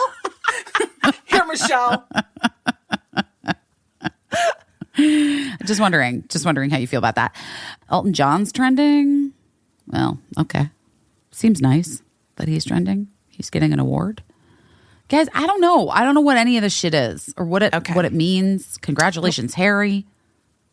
We probably shouldn't talk about it unless we know what it's about. Oh, is this what you were talking about? Is this what you meant? Is this what you meant about internet literacy? Caissie, come on. This is the busy version of clickbait. I can't. Oh, you know what we saw In the Heights? We got to go to a movie theater. Was it exciting? Well, first of all, I say we got to go to a movie theater, but because, Yeah. celebrity Yeah. or whatever. It was like a screening. I've been to a private screening room. I know, but I'm just No, saying. I'm saying like They were like offered, they were like, would you like a private screening room to see In the Heights? And I thought it would be really fun for my family to go to a private screening room in a movie theater That's in exciting. Scottsdale. And we saw In the Heights. And it was really exciting. And eat movie popcorn, which like is the best kind of popcorn. Although fucking wrecks my stomach. I have to say, everything that I eat in Arizona, every time I go to Arizona, I'm diarrhea for 4 days straight. Yeah. You know what? It's Arizona. Everywhere you've ever lived, I feel like, is like a real diarrhea factory. Not here. I'm okay in New York. New York's far. not, yeah. So far. But Chicago and Chicago. When have I had diarrhea in Chicago? all the food in Chicago is made for diarrhea. But me specifically, let's talk about that. Well, you I'm were just saying. a baby. Yeah. So. They probably weren't feeding you deep dish and hot dogs. They probably were. You don't know my parents. Yeah, I actually was Caissie. Come on. That's No, probably Caissie does all know we her ate. parents, and she's Yes, now. you do. That's probably all we ate. Bratwurst and coleslaw and potato salad is all we ate. And casserole. It was tricky. But going to A movie theater. into a movie theater was so weird and surreal, almost like having that party at our house, but also like TBH. I was still uncomfortable. Even like still uncomfortable. Yeah. I really was. Because I kept putting my mask on, and Mark's like, why do you keep putting your mask back up? And I was like, because it's like circulated air. Is the movie theater closed completely? Like, there's other people here. I don't like this. I just don't like it. I don't like it. It just made me uncomfortable. I believe that the policy of the specific theater chain that we went to is that you keep your mask on in the theater. Mm-hmm. But because we were it was only us in there. Well, they said that we could take it off. One of the guys that was there that was like this, like security to make sure we weren't like recording the movie, like fully had his mask off. And and I just was like, I can't. And then I felt uncomfortable. It's just going to take a while to get, or maybe we'll never get used to having masks off. Who knows? Who knows? But the movie was good. I didn't know the musical. I just was like, I liked seeing a musical, and everybody in it is so good. I never got to see the musical when it was in New York, but I was a huge fan of the commercial. I mean, it's a little bit weird knowing Hamilton. Yeah. Because you're kind of like the rhyming schematics are very similar. Yeah. And so since I know Hamilton so well, obviously because my children and I was a big fan, like it does feel a little bit like sometimes I'm like Alexander Hamilton, but in the Heights, like it was like a little bit tricky for me to like get my head around that. And then it's hard to not compare the two. Right. You know what I'm saying? Right. Yes. But I will say that everyone in the cast was incredible.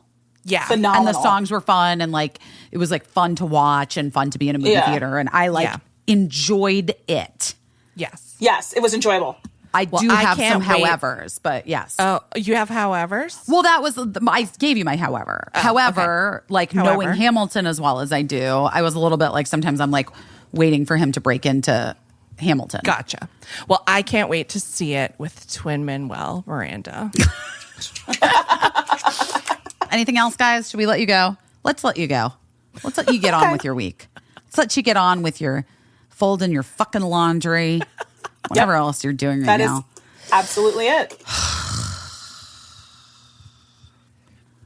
I just have like, I want to say this, guys.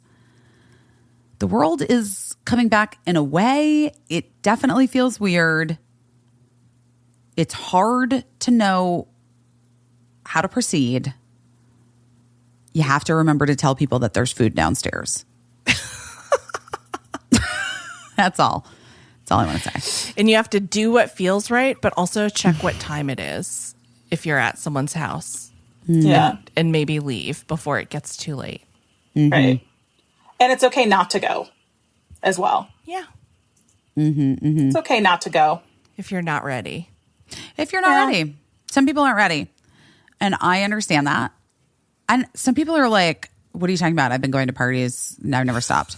The entire time. And honestly, and I mean this from the bottom of my heart, fuck you. Glad you're still alive. Fuck you. Yeah. But also, fuck you. I had a boyfriend who his impression of me was, fuck you. No, you know what? Fuck you. That's a good impression of yourself. It's not bad. Yeah, thank you. It's not. Thanks, guys. Thanks, guys. You know what I can really nail? An impression of myself. Of yourself.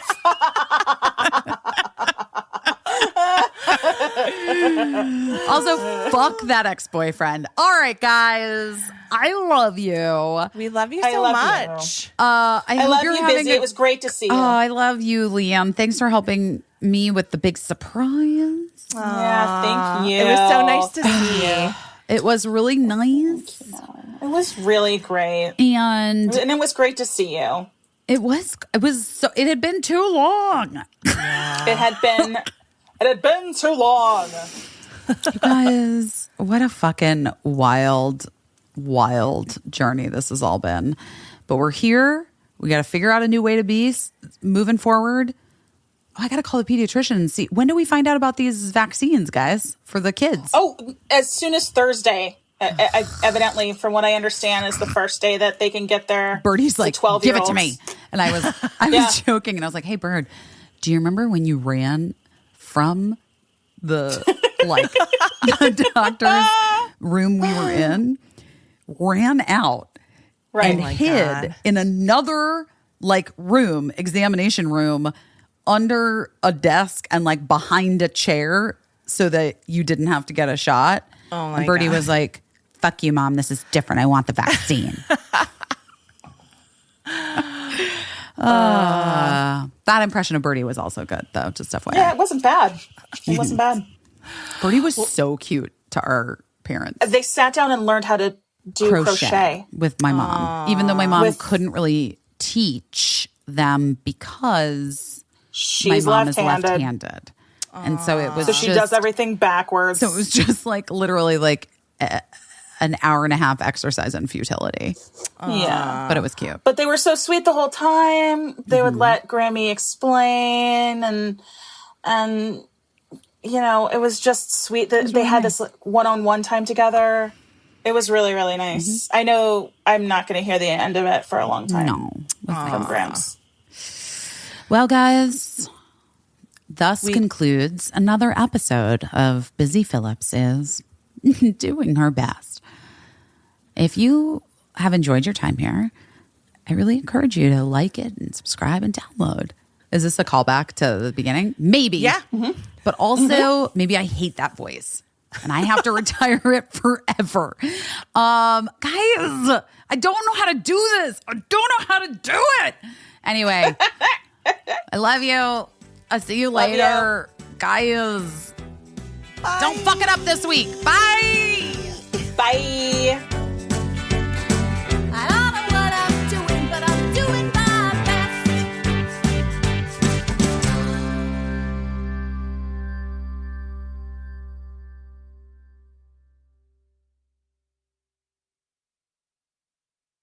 Oh no.